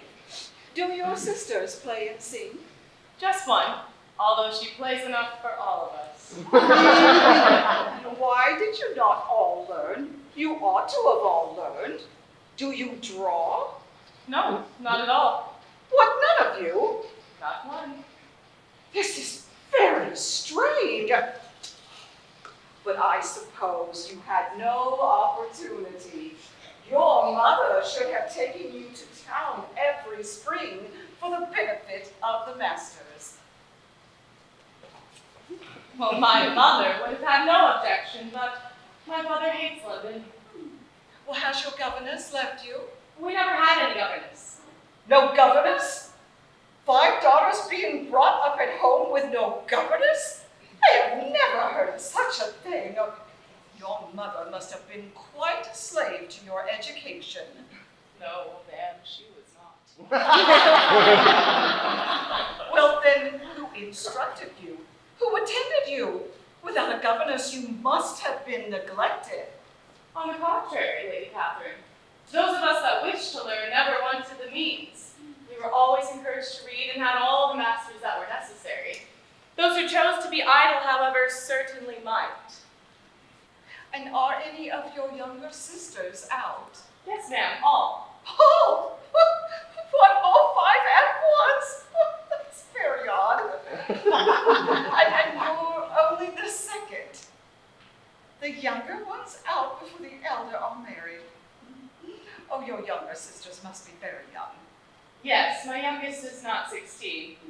But really, ma'am, I think it would be very hard upon younger sisters that they not have their fair share of society and amusement, because the elder may not have the means or inclination to marry early. I think it would be unlikely to promote sisterly affection. Upon my word, you give your opinion very decidedly for so young a person. Pray, what is your age? With 3 younger sisters grown up, your ladyship can hardly expect me to own to it. You cannot be more than 20. Therefore, there is no need to conceal your age. I am not 1 in 20. Oh, Darcy. You have been thoroughly missed. Thank you, your late. Good evening, sir. Good evening, Mr. Collins. Mrs. Collins. Miss Bennett. Mr. Darcy. You are acquainted then? Yes, we met. We met briefly when I was lately in Hertfordshire with Charles Bingley. I hope your family is well, Miss Elizabeth. Well, now that the party is complete, would you please grace us with a performance on the pianoforte, Miss Bennett? If you insist. I do. Music is of all the subjects my delight. I don't think there's few people in all of England who with a more greater and true enjoyment of music than myself, or a better natural taste. You know, if I had ever learnt, I would have been a great proficient. How does Georgiana get on, Darcy? I cannot speak more highly of my sister's proficiency. I am very glad to hear such a report. You mean to frighten me, Mr. Darcy, by coming in all this state to hear me. But I will not be alarmed, though your sister does play so well. There is a stubbornness about me that never can bear to be frightened at the will of others. My courage rises with every attempt to intimidate me. I shall not say you were mistaken, because you could not really believe me to entertain any design of alarming you. And I have had the pleasure of your acquaintance for long enough to know that you find great enjoyment in occasionally professing opinions which in fact are not your own. You are provoking me to retaliate, and such things may come out that will shock your relations to hear. I am not afraid of you. Do please tell me, Miss Bennett, of Mr. Darcy at Netherfield. I should like to know how my nephew behaves among strangers. Then you shall hear it. But prepare yourself for something very dreadful. My first time ever seeing him was at a ball, and at this ball, what do you think he did? He danced only 4 dances, though gentlemen were scarce. And to my certain knowledge, more than one young lady was sitting down in want of a partner. I had not at the time the honor of knowing any lady in the assembly beyond my own party. True. And nobody can ever be introduced in a ballroom.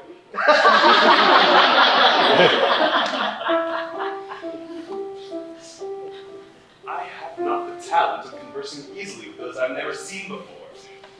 My fingers do not move over this instrument in the masterly manner which I see so many women do. But then I've always supposed it to be my own fault, since I would not take the trouble of practicing. You see the girl who sold her dreams to be a teenage bride and a dancing queen, but nobody cares to know how her story ends.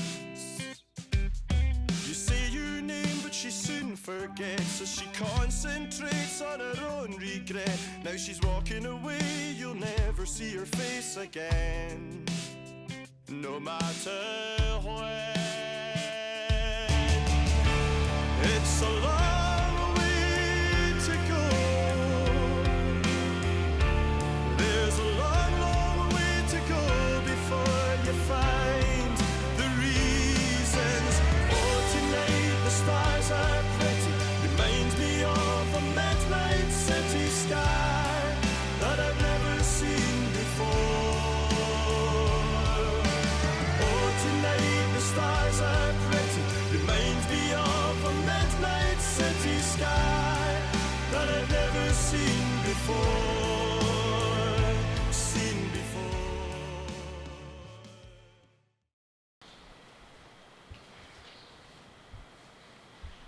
Dear Aunt Gardner, I hope your time in London is enjoyable and that my dearest Jane is in better spirits.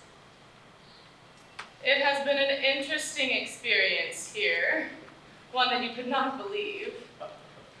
Mr. Darcy.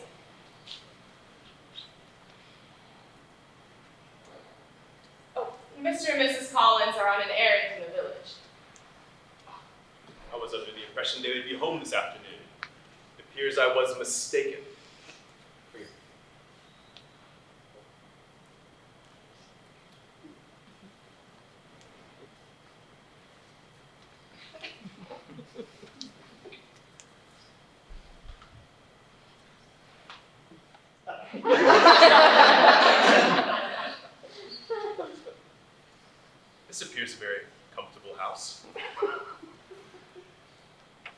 Mr. Collins seems very fortunate in his choice of a wife. Yes, indeed. I'm not certain I consider her marrying Mr. Collins as the wisest thing she ever did, but I do believe it to be a good match. It must be very agreeable to her to be settled within so near a distance of her own family and friends. I should never have considered a distance of nearly 50 miles as one of the advantages of the match. I should never have said Mrs. Collins was settled near her family. It is proof of your own attachment to Hertfordshire. Anything beyond the very neighborhood of Longbourn, I suppose, would appear far. Where there is fortune to make the expense of traveling unimportant, distance becomes no evil. But Mr. and Mrs. Collins do not have the luxury to allow such frequent journeys. You could not have a right to such a very strong local attachment. You could not have been always at Longbourn. Good day, Miss Bennet. Darcy?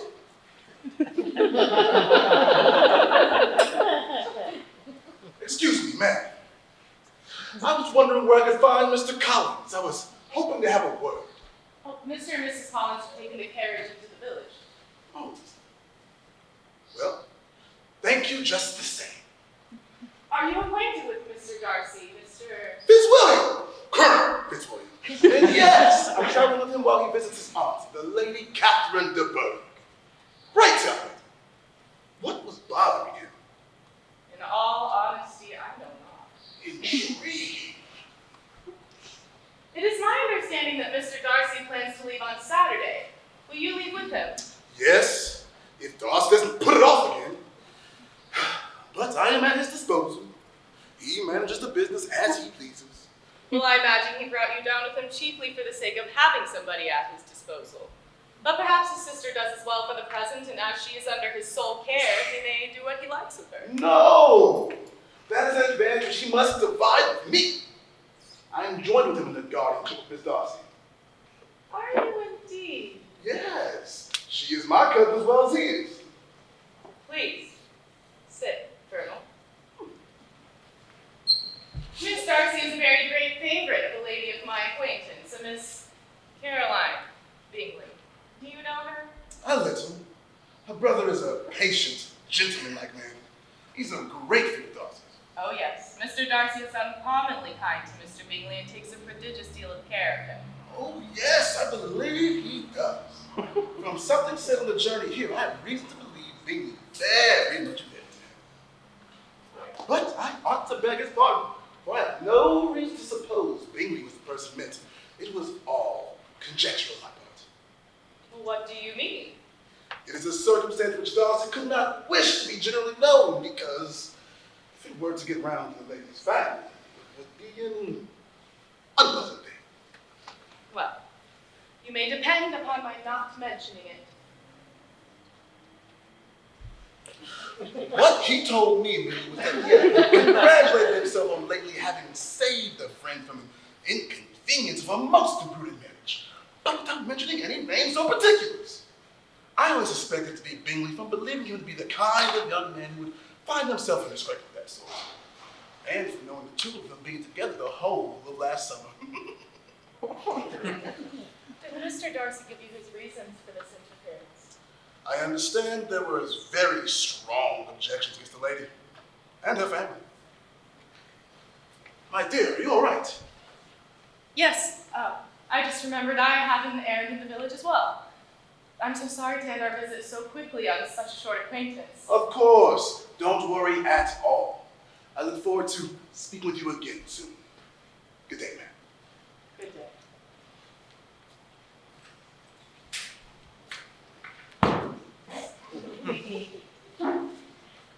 Dear Aunt Gardner, I have some distressing news to disclose, but please do not include Jane. Jane! To Jane herself, there could be no possibility of objection, all loveliness and goodness as she is. Her understanding, excellent. Her mind improved. Her manners, captivating. Strong objections to the lady and her family. Neither could anything be urged against my father, who, though with some peculiarities, has abilities which Mr. Darcy himself need not disdain, and respectability which he will probably never reach. My mother... No. I will not allow that any objections there hold material weight with Mr. Darcy, whose pride, I am convinced, would receive a deeper wound from their want of importance in his friends' connections than from their want of sense. Mr. Darcy. In vain I have struggled. It will not do. My feelings will not be repressed. My feelings, though reason tells me to put them aside, will not falter. Against my better judgment and character. I love you. I do, most ardently. Now please, do me the honor of accepting my hand. If I could feel gratitude, I would now thank you, but I cannot. I have never desired your good opinion, and you have certainly bestowed it most unwillingly. I'm sorry to have caused you any pain, and it's been most unconsciously done. And this is the reply I am to have? I might perhaps wish to be informed why, with so little endeavor at civility, I am thus rejected. But it is of small importance. I might as well inquire why. With so evident a design of offending and insulting me, you chose to tell me that you liked me. Against your will, against your reason, and even against your character. But I have other provocations. Have not my own feelings been decided against you? Had they been indifferent, or had they even been favorable? Do you think any consideration would tempt me to accept the man who has been the means of ruining, perhaps forever, the happiness of a most beloved sister? Can you deny you have done it? I have no wish of denying what I did. It is not only on this affair which my dislike is founded. Your character was unfolded in the recital of events I received many months ago from Mr. Wickham. You take an eager interest in that gentleman's concerns. Who, knowing his misfortunes, could help feeling an interest? His misfortunes! Oh yes, his misfortunes have been great indeed. You have reduced him to his present state of poverty, and yet you can treat the mention of his misfortunes with contempt and ridicule. And this is your opinion of me? This is the estimation in which you hold me? I thank you for explaining it so fully. My faults, according to this calculation, are heavy indeed. But perhaps these offenses might have been overlooked had not your pride been hurt by the honest confession of the scruples which had long prevented my forming any serious design. Can you expect me to rejoice in the inferiority of your connections? To congratulate myself on the hope of relations whose condition in life is so decidedly beneath my own? You are mistaken, Mr. Darcy, if you suppose that the mode of your declaration affected me in any other way than as it spared me the concern I might have felt in refusing you. Had you behaved in a more gentlemanlike manner, you could not have made me the offer of your hand in any possible way that would have tempted me to accept it.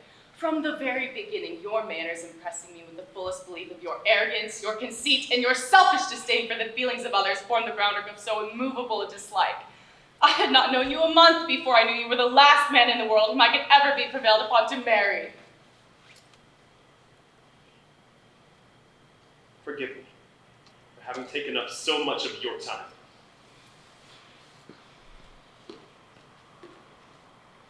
And accept my best wishes for your health and happiness.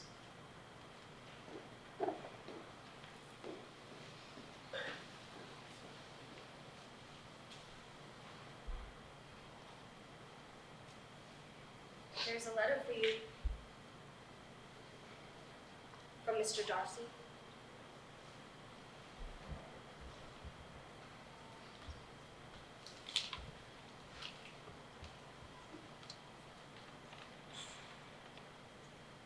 My father did love Mr. Wickham as a son, and on his deathbed left him a generous living. Mr. Wickham preferred money to the living, but he gambled that away in a matter of weeks and then severed all acquaintance.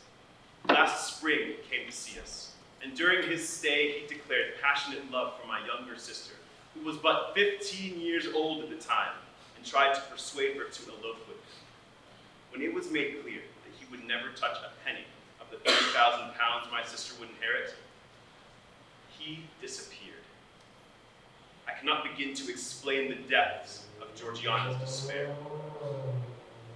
As to the matter of Mr. Bingley and your sister, Though your sister's manners were open, cheerful, and engaging as ever, they remained without any symptom of peculiar regard, and I am remained convinced that though she received his attentions with pleasure, she did not invite them through any participation of sentiment.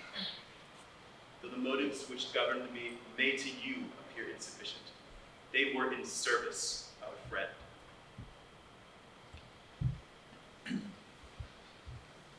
How despicably have I acted? I who have prided myself on my discernment. I who have valued myself on my abilities. How humiliating is this discovery?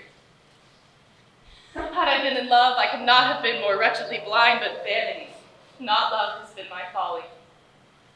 Pleased with the preference of one and offended by the neglect of the other on the very beginning of our acquaintance, I have courted prepossession and ignorance and driven away reason where either were concerned. Till this moment, I never knew myself.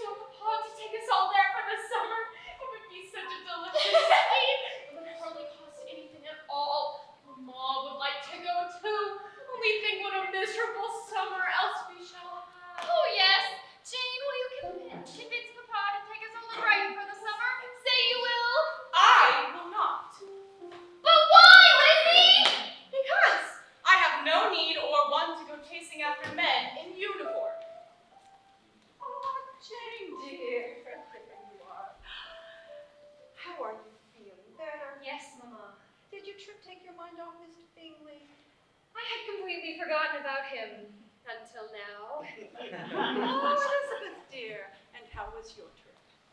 It was enlightening. Good.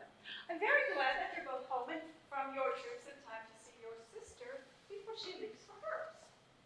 Which sister are you speaking of? Yes, what do you mean, Mama? Have I got a surprise for you, Miss Lydia? I just had a letter from Mrs. Forrester asking you to join her and her husband in Brighton! Brighton! I was just talking about Brighton! Did they mention an invitation?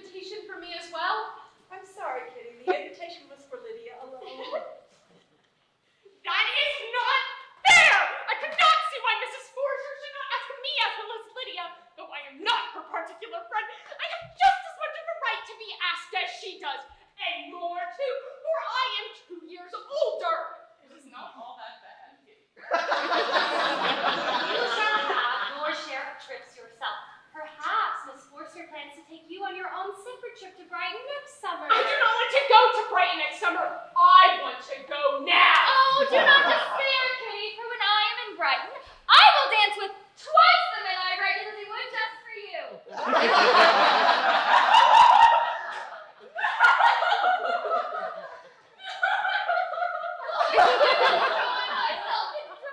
Lydia! Heavens, what has happened here? Mamma, you must not allow Lydia to go. Of course I'll allow her to go. At least one of us will have some fun. Will someone explain to me where my youngest daughter shall be going? Mrs. Forrester has invited Lydia to join her and her husband in Brighton. Kitty is a little jealous, that is all. Now, I must go and write the letter to confirm Lydia's joining them. Mary, will you tend to Kitty and try to stop her crying? Very well. I shall try to speak to Mamma. Papa, you must not allow Lydia to go.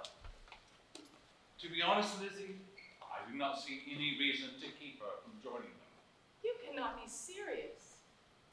Lydia will never be easy until she has exposed herself in some public place or other. And we can never expect her to do it with so little expense and inconvenience to the family as under the present circumstances. Papa, our importance, our respectability in the world must be affected by the wild volatility, the assurance and disdain of all restraint which mark Lydia's character. If you, my dear father, will not take the trouble of checking her exuberant spirits, her character will be fixed, and she will at 16 be the most determined flirt that ever made herself and her family ridiculous. And Kitty will follow wherever Lydia leads, vain, ignorant, idle, and absolutely uncontrollable. Could you suppose it possible they will not be despised where they are known, and that their sisters will be involved in that disgrace? You will not appear to any less advantage for having a couple of very silly sisters.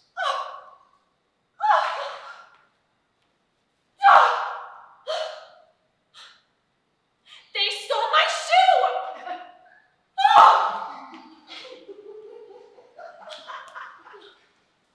3 very silly sisters.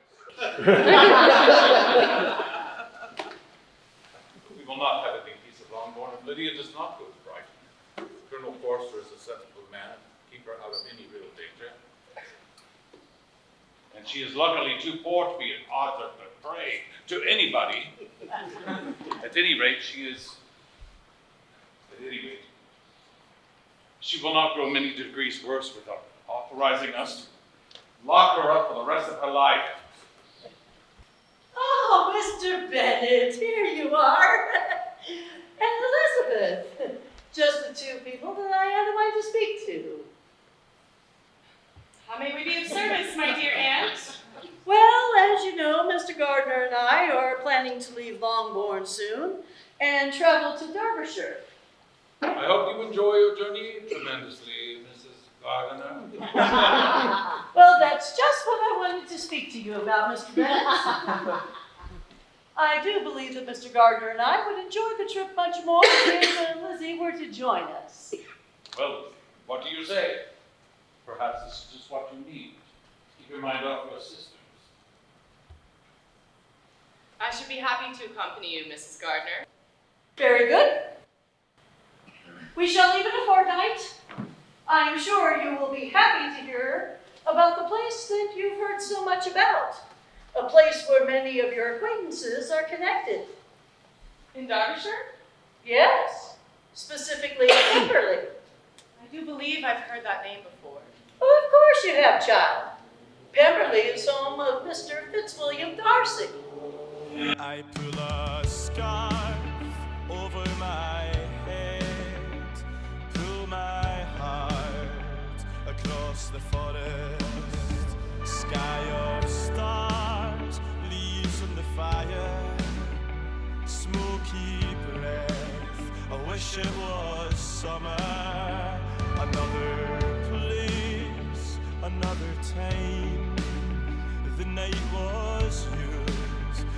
and you were mine.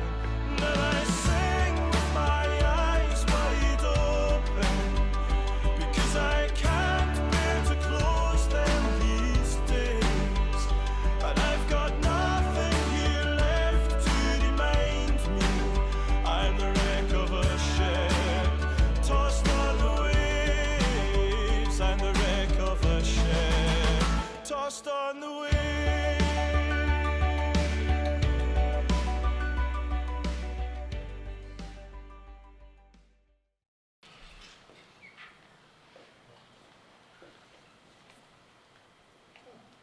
And this is the drawing room. It's beautiful. Is it not beautiful, Lizzie? Yes.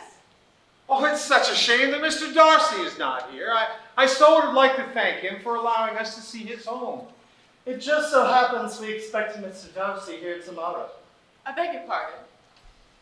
We expect Mr. Darcy here tomorrow, along with a large party of friends. This is a portrait of young Mr. Wickham. He is the son of my late master Stewart, who was brought up by him at his own expense. He has gone into the army now, but I'm afraid he's turned out very wild.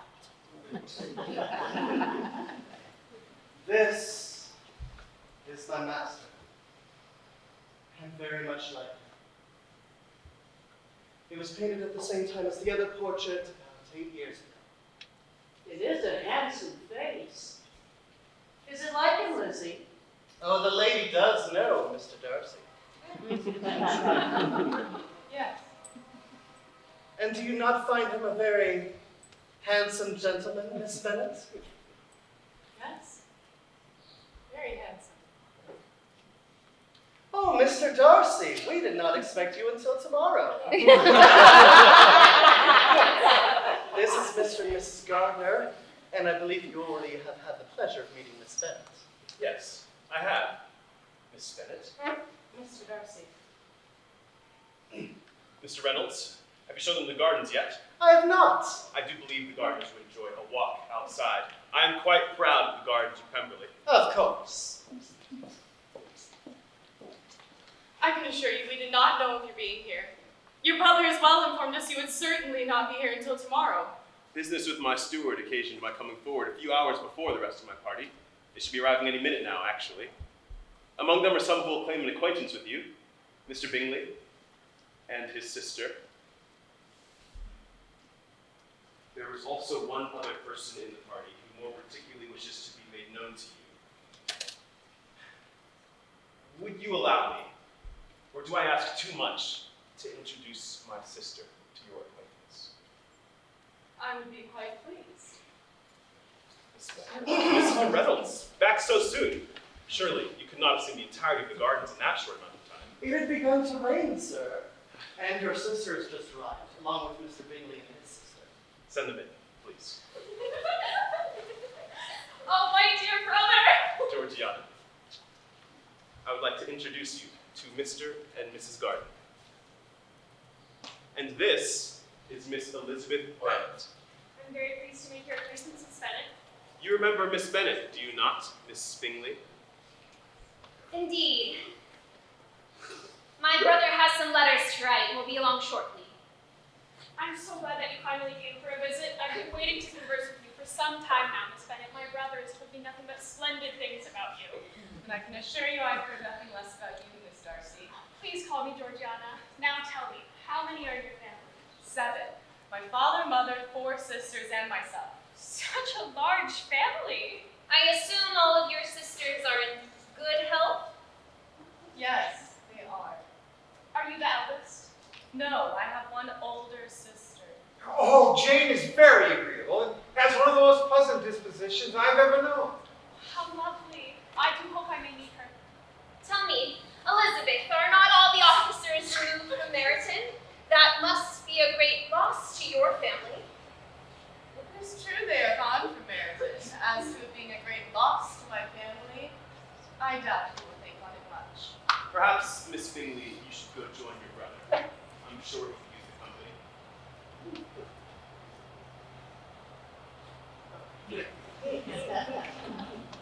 I have a letter here for Miss Elizabeth Bennet. Thank you. Brother, I would so like to visit Netherfield. Mr. Bingley has told me so much of the lovely estate, and now knowing of Miss Elizabeth's family, I should like to meet them all. Can we not go sometime soon? It is possible. Oh, it is a lovely piece of country. There are not many families there, but most are quite pleasant. I can honestly say I've never had a visit to Hertfordshire that I did not have an enjoyable time. Oh, it sounds positively wonderful. I have not been many places. Once to London and once to the seaside. And you must write us when you come to visit so that we may do the same.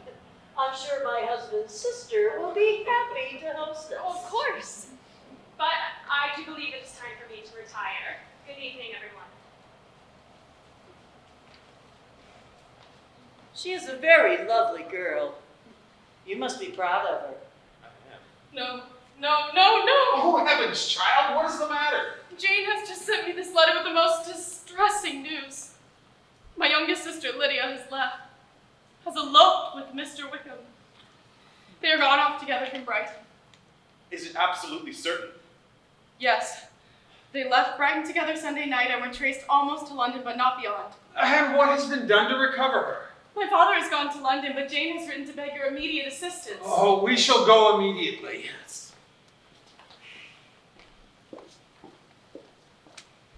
Well, he said to me, child, I'm afraid for your soul. 'Cause these things that you're after, they can't be controlled.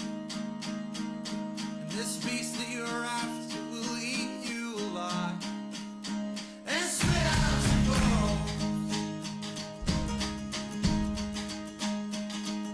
She'll string you along, she'll sell you alive.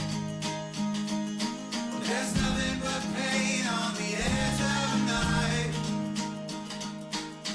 There is no courage in flirting with fear to prove you're alive. I've seen the true face of the things you call life. The song of the siren that holds your desire. That she is cunning and clever as hell, and she'll eat you alive.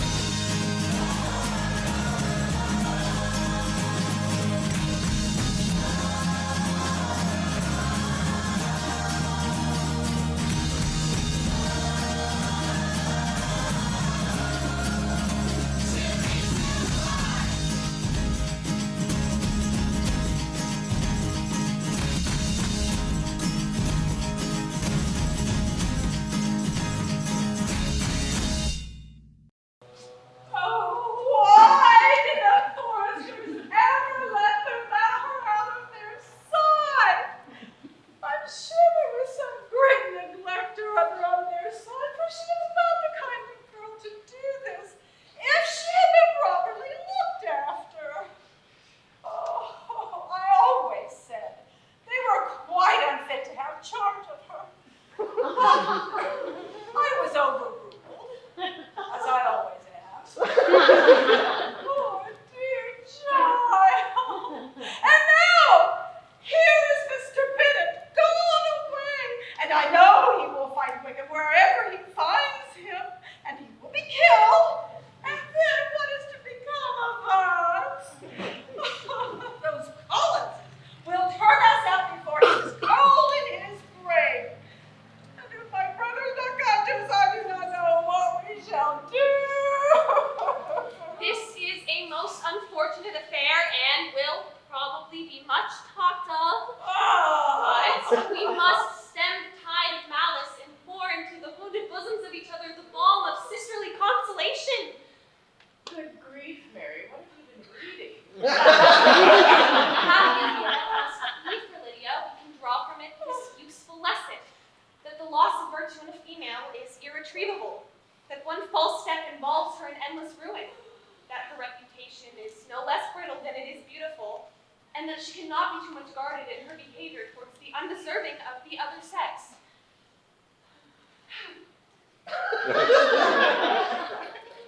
Mamma, would you like to retire to your bedroom? I think a long rest would do you some good.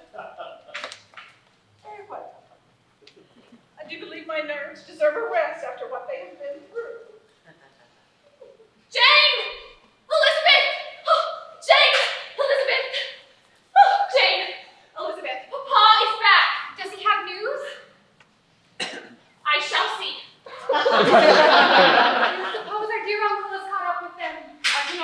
hope I see no other reason for Papa to have returned so soon. Papa, have you heard from our uncle? Yes, I have had a letter from him by express. And what news does it bring, good or bad? Perhaps you should read it.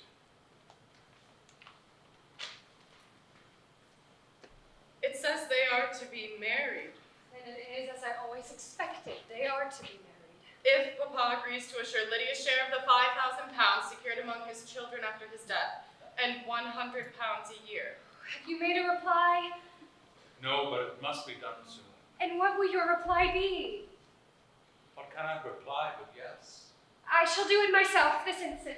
Mary, inform Mama of what has happened. So you will comply with these terms? Of course I will. And they must marry. Yes.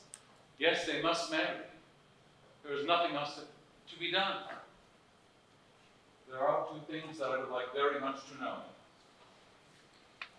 One is how much money your uncle has laid down to bring it about. And the other, how I am ever to pay him back. Money? Uncle Gardner, what on earth do you mean, Papa? I mean, no man in his senses would marry Lydia on so slight a temptation as 100 a year and 50 after I am gone. That is very true, though it had never occurred to me before. His debts to be discharged, and something still to remain. A small sum could not do all this. No. Wickham's a fool if he takes it for a farthing less than £10,000. 10,000 pounds? And how is half such a sum to be repaid? I do not know.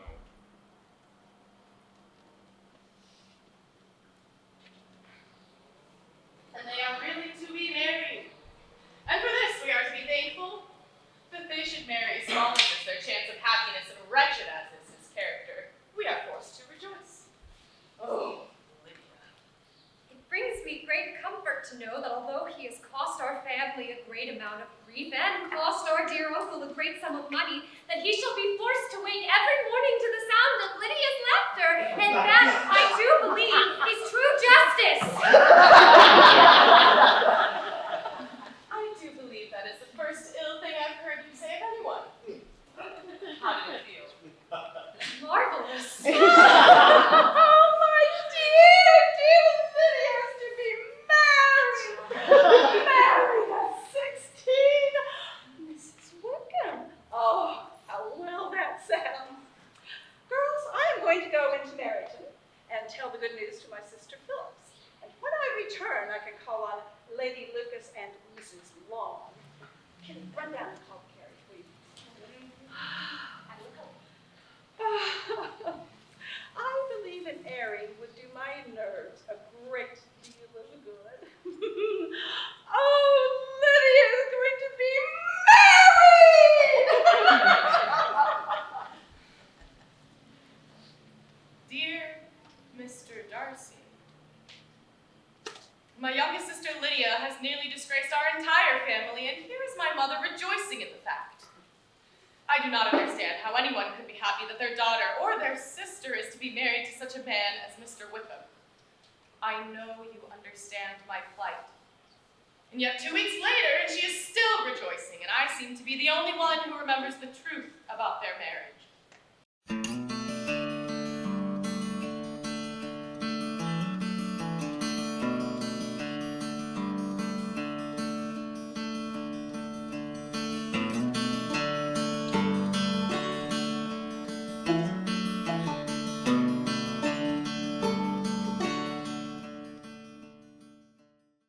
I still do not understand why we are making such a fuss over their arrival. Does anyone else happen to remember how they came to be married? Hush, Lizzie. It does not matter how they came to be married. The point is, they are married.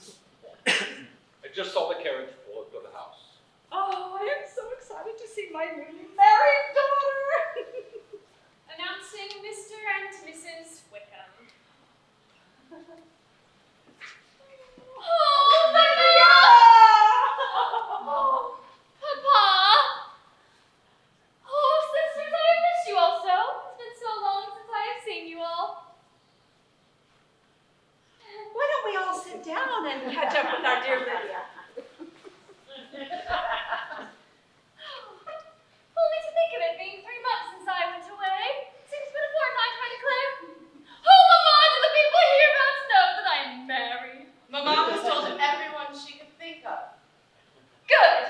I was afraid they might not. We passed William Golding in his carriage on the way, and I just let my hand rest upon the window frame, as for him to see the ring. Elizabeth! What do you think of my new husband? Is he not a charming man? I think all my sisters must envy me. They must all go to Brighton. That is the place to find a husband. Oh, Mamma, what a pity it is we did not all go. If I had my way, we should. Really, I do not like your movie so far away. Must it be so? And where exactly will you be residing? Oh, Lord, yes, I shall like it of all things. You and Papa and my sisters must come visit us. We will be at Newcastle all the winter, and I dare say there will be some balls, and I will make sure to get good partners for all of them. Oh, I should like that beyond anything. And then when you go away, you can leave one or two of my sisters behind, and I will get a husband for them before the winter is over. Well, I thank you for my share of the favor, but I do not particularly like your way of getting husbands. Elizabeth, I must tell you of my wedding. Are you not curious to hear how it was managed? No, really, I think there cannot be too little said on the subject. You are so strange. But I must tell you how it went. We were to be married at St. Clement's because Wickham's lodgings were in that parish. Well, Monday morning came and I was in such a fuss I was afraid something would happen to put it off. And there was my aunt, all the while I was dressing, talking and preaching away as if she were performing a sermon. However, I did not hear her, for I was thinking of my dear Wickham, and if he would be married in his blue coat. Anyway, I came to find out that my uncle, who was to give me away, was nowhere to be found. Thankfully, he did show up. But I recollected afterwards that if he had been prevented from going, for the wedding not be put off, for Mr. Darcy would have done as well. Mr. Darcy?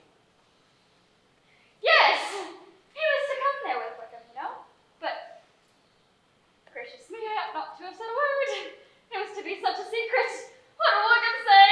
I promised him so faithfully. Please tell me what Mr. Darcy has to do with any of this. Mr. Darcy was the one who found Wickham and me.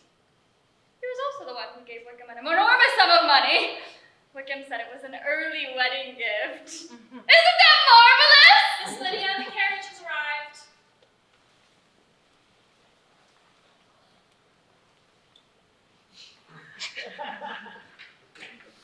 Dear Mr. Darcy, I cannot express. I do not know how to express. I cannot thank you enough.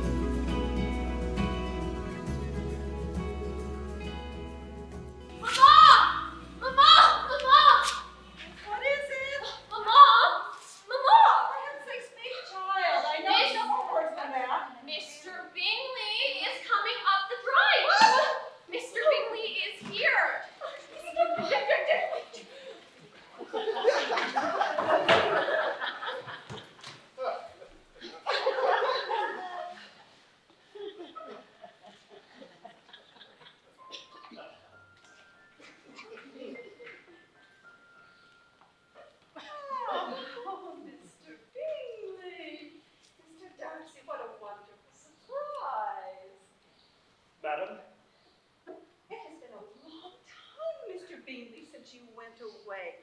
I began to think that you might not come back at all. In fact, people said that you meant to quit the place entirely at Michaelmas, but I hope that is not true. Yes. There have been a great many changes in the neighborhood since you went away. Miss Lucas is married, and one of my own daughters. I'm sure you've heard about it. You must have read about it in the papers. Yes, of course. Allow me to offer my congratulations. It is a delightful thing to have a daughter well married. Do you plan to stay long in the country? A few weeks, I believe. We're just here for the shooting. Oh, when you have killed all your own birds, I pray you come and shoot as many as you like on Mr. Bennett's manor. I'm sure he will be vastly happy to oblige you and will save all the best cubbies for you. Yes, I shall. Mr. Bingley, you are a visit in my debt.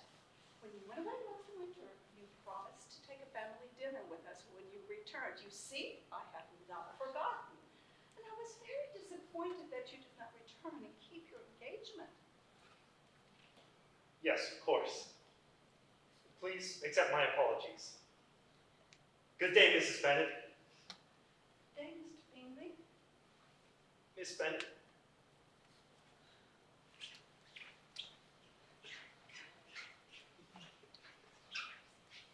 That was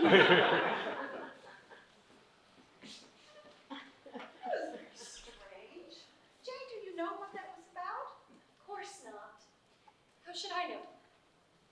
If he came only to be silent, grave, and indifferent, why did he come at all? Oh, very indifferent indeed. Oh, Jane, take care. Oh, my dear Lizzie, you cannot think me so weak as to be in danger now. I think you are in very great danger of making him as much in love with you as ever. Mrs. Bennet, Mr. Bingley. I would like to have a word with Miss Bennet. Alone? Girls, let's go and practice the paper folding.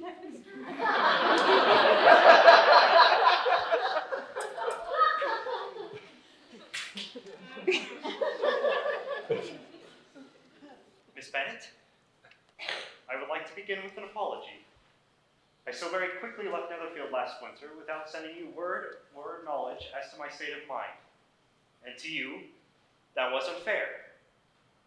I am very sorry, and I hope that in time you will come to forgive me. Mr. Bingley, this really isn't necessary. I took too long. I know that. I took advice I should have ignored, and that is entirely my fault. My only hope is that you will not hold it against me forever. I never should have left. I never should have left you. Not without word, at least. Mr. Bingley, you are correct. I was hurt. It was not easy for me to watch you leave when I believed our attachment to be so strong. But I appreciate the acknowledgement. And of course you are forgiven. Then I shall follow with this. Miss Bennet, ever since the moment I met you, you have held a special place in my heart. I love you, and I always will. I did say once that I can find myself to be happy wherever I am. The truth is, however, I am only truly happy when I'm with you. Mr. Bingley! Please, call me Charles, and I will be most happy to call me Charles for the rest of my life. As my wife. Then, Charles, I will.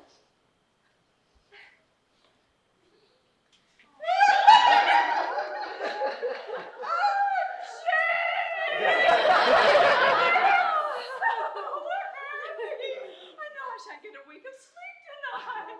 Oh, I knew it must be so. I knew you could not be so pretty for nothing. When you came to Hertfordshire last winter, I thought how likely it was you would come together. Oh, he is the most handsome gentleman I was ever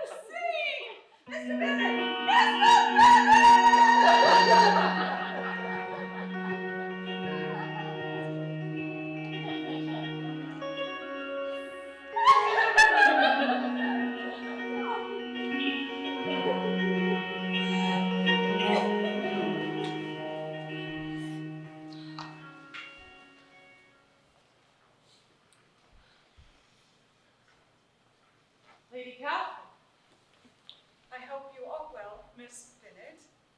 That lady, I suppose, is your mother. Yes. And those, I suppose, are two of your sisters. Yes, two of my youngest. My youngest of all was lately married, and my eldest accepted a marriage proposal just this morning. You have a very small park here. Well, in comparison to Rosie's park, I dare say, my lady, but I can assure you it's much larger than Sir William Lucas's. Miss Bennet, I should like to speak with you of a private matter alone. Very well. We shall be at the library if we are needed.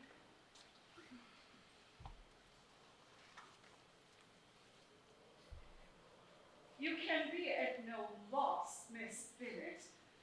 To understand the reason of my journey hither, your own heart, your own conscience must tell you why I have come.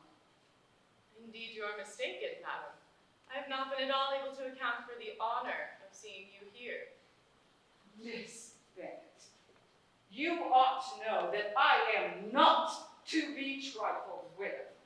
However insincere you may choose to be, you shall not find me so.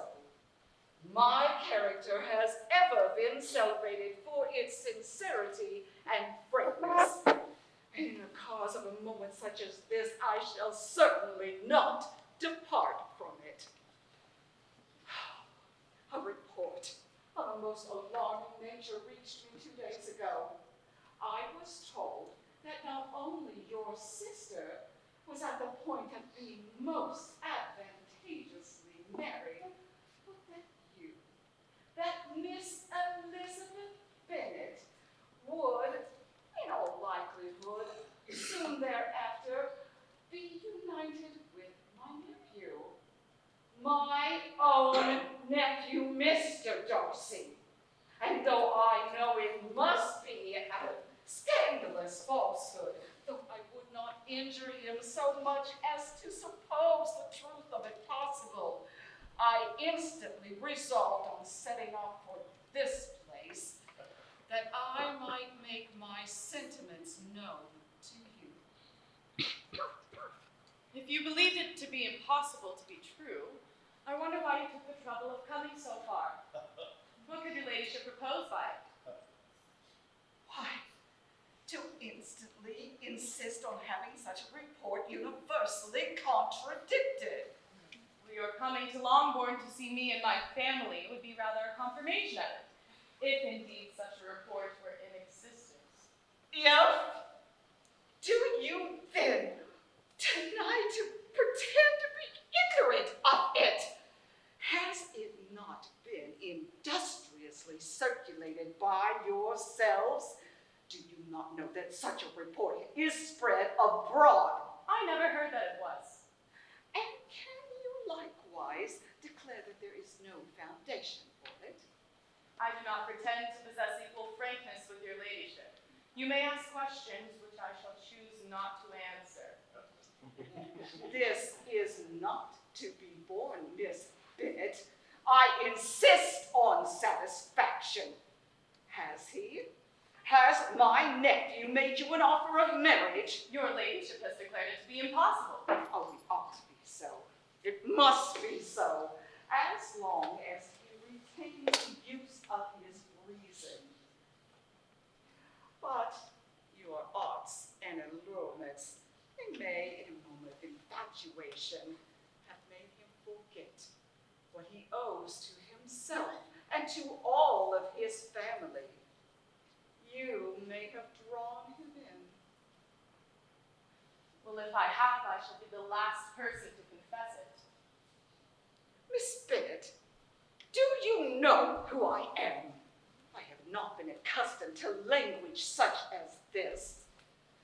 I am almost his nearest relation in the world, and I am entitled of knowing his dearest concerns. But you are not entitled to know mine, nor will such behavior as this ever induce me to be explicit. Let me be rightly understood. This match, which you have the presumption to aspire to, it can never take place. Mr. Darcy is engaged to my daughter. Now, what have you to say? Only this, that if he is so, you could have no reason to suppose he would make an offer to me. Obstinate, headstrong girl. The engagement between them is of a peculiar kind. Since their infancy, they have been intended for each other. While in their cradles, his mother and I arranged the union. And now, at the moment that our wishes would be accomplished in their marriage, to be prevented by a young woman of inferior birth. Now, tell me, once and for all, are you engaged to him? I am not. And will you promise me never to enter into such an engagement? I will make no promise of the kind. I am not to be intimidated into anything so wholly unreasonable. Your ladyship wants Mr. Darcy to marry your daughter, but would my giving you the wished-for promise make their marriage at all more probable? Supposing him to be attached to me, would my refusing to accept his hand make him wish to bestow it on her? Allow me to say, Lady Catherine, that the arguments with which you have supported this extraordinary application are as frivolous as the application was ill-judged. You have widely mistaken my character if you think I could be worked up by such persuasions as these. How far your nephew might approve of your interference in his affairs, I cannot tell, but you certainly have no right to concern yourself in mine. I must beg you, therefore, to leave my family's house. Immediately.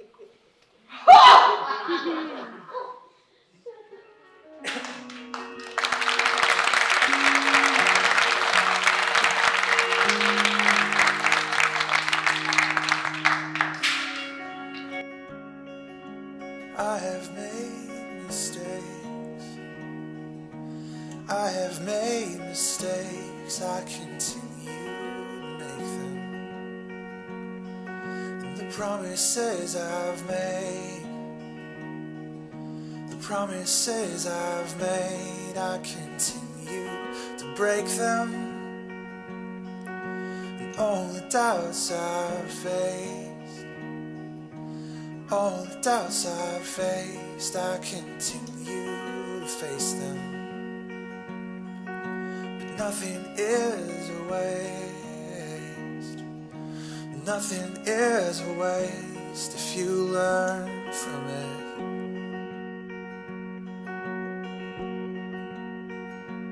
And the sun, it does not cause us, the sun, it does not cause us to grow. It is the rain that will strengthen, the rain that will strengthen your soul. It will make you whole. Oh, oh, oh, oh, oh,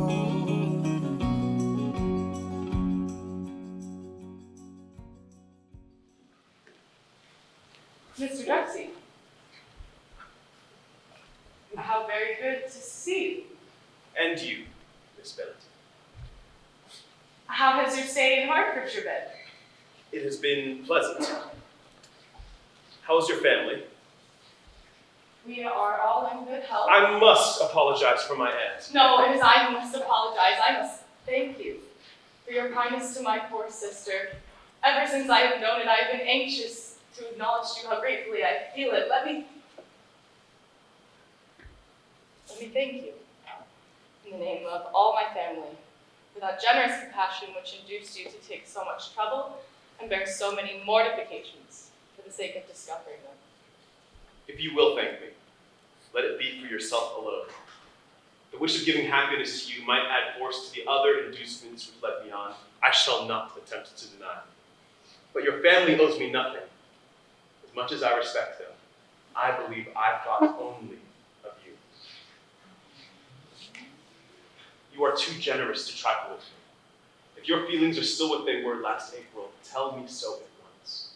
My affections and wishes remain unchanged. But one word from you will silence me on the subject forever. Elizabeth.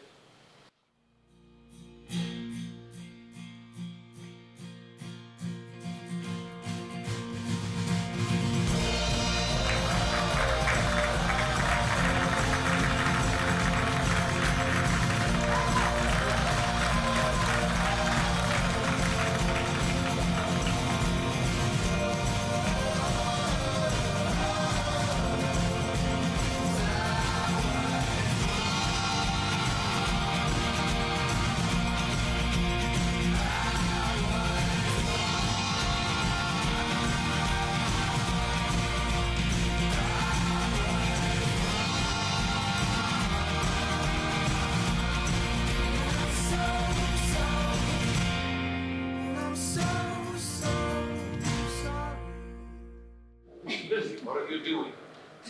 Being out of your senses to be accepting this man? Have you not always hated him? No, Papa. He is rich, to be sure. And you may have more fine clothes, fine carriages than Jane, but will they make you happy? Have you any other objection than your belief of my indifference? Not at all. We all know him to be a proud, unpleasant kind of man, but this would be nothing if you really liked him. I do. I do like him. Indeed, he has no improper pride. He is perfectly amiable. You do not know what he is. Lizzie, I have given him my consent. He is the kind of man, indeed, to whom I should never dare refuse anything which he condescended to ask. I now give it to you, if you are resolved on having it. But let me advise you to think better of it. I know your disposition, Lizzie. I know that you could not be happy unless you truly esteemed your husband. My child, let me not have the grief of seeing you unable to respect your partner in life.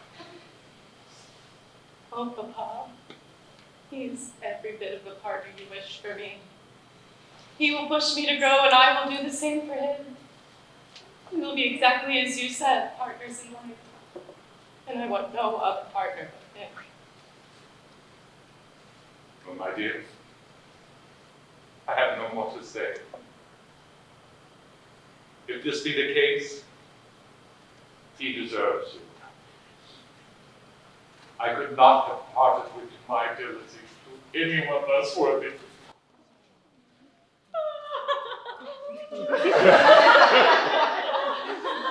Mama, have you been listening at the door? What else she have been doing?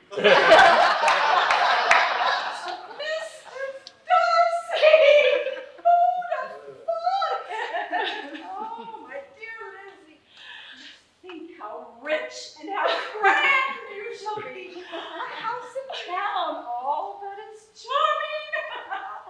3 daughters married, 10,000 a year. Oh Lord, I do not know what will become of me. I shall go distracted. I think I should like all my Greasons-in-law highly. Wickham perhaps is my favorite. Oh. But I shall think I shall like your wife as well as James.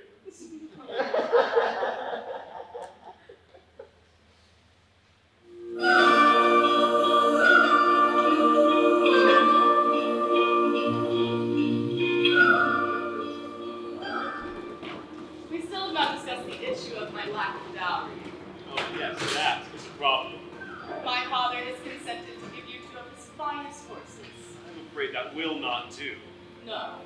Well, you could most likely spare a cow. I'm not in need of a cow at present.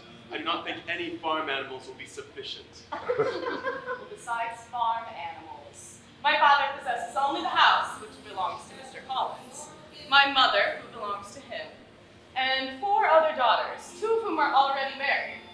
Are you in need of a pianist? If so, we have just the thing. My sister already plays. Well, cannot afford a dowry, I fear my father will be indebted to you all his life. No, my dear. I think it is I who shall be indebted to him. I do not think all the mothers, daughters, pianists, farm animals, or money in the world can satisfy the loss you will feel once he has given me you.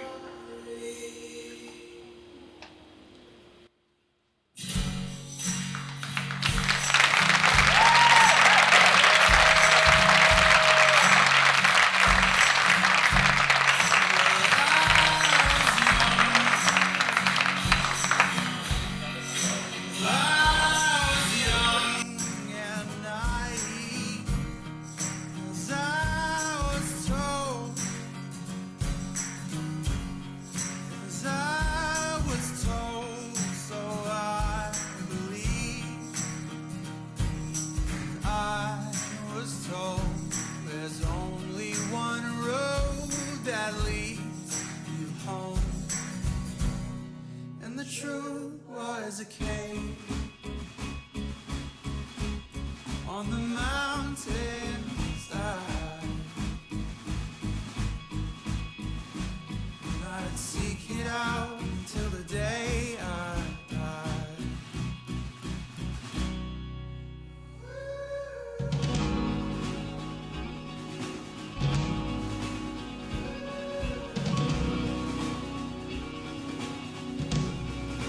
I was bound. I was bound and determined to be the child,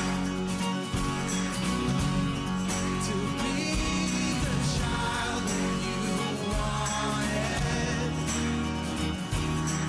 I was blind to every sign you left for me to find, and the truth became a tool.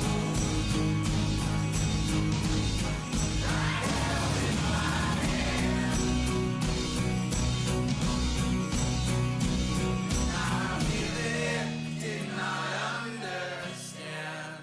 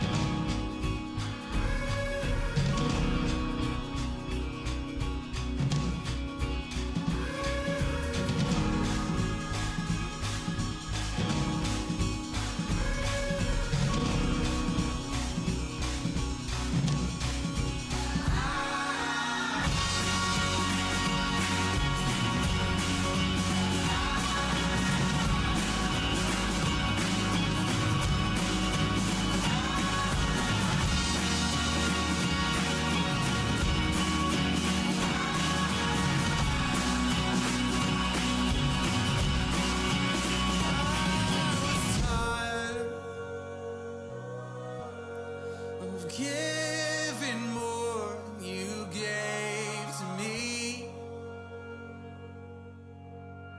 and I desire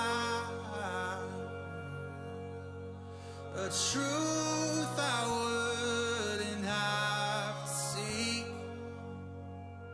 but in the silence I heard you calling out to me.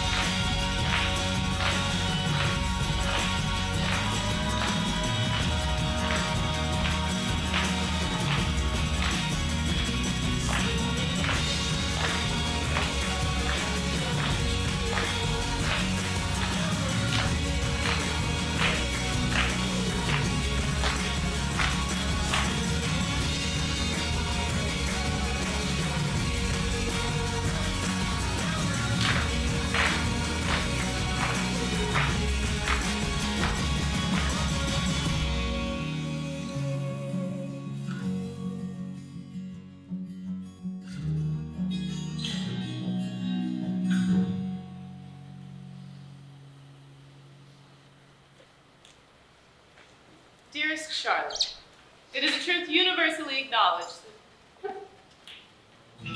It is a truth that should be universally acknowledged that any person in possession of a good fortune can decide what type of life they create for themselves. You have found happiness with your Mr. Collins, and I finally understand that. I understand that not every relationship has to be understood by everyone, and even if it is not, that does not lessen its value. Sometimes it's the most unconventional relationships that last. We all have the power to make our own happiness, and I cannot thank you enough for teaching me that lesson. You and your husband are always welcome at Pemberley, and I hope to see you both soon. My husband is anxious to acquaint himself with my dearest friend and her partner. Just try to control the paper folding if you can. Your ever-loving friend, Mrs. Darcy.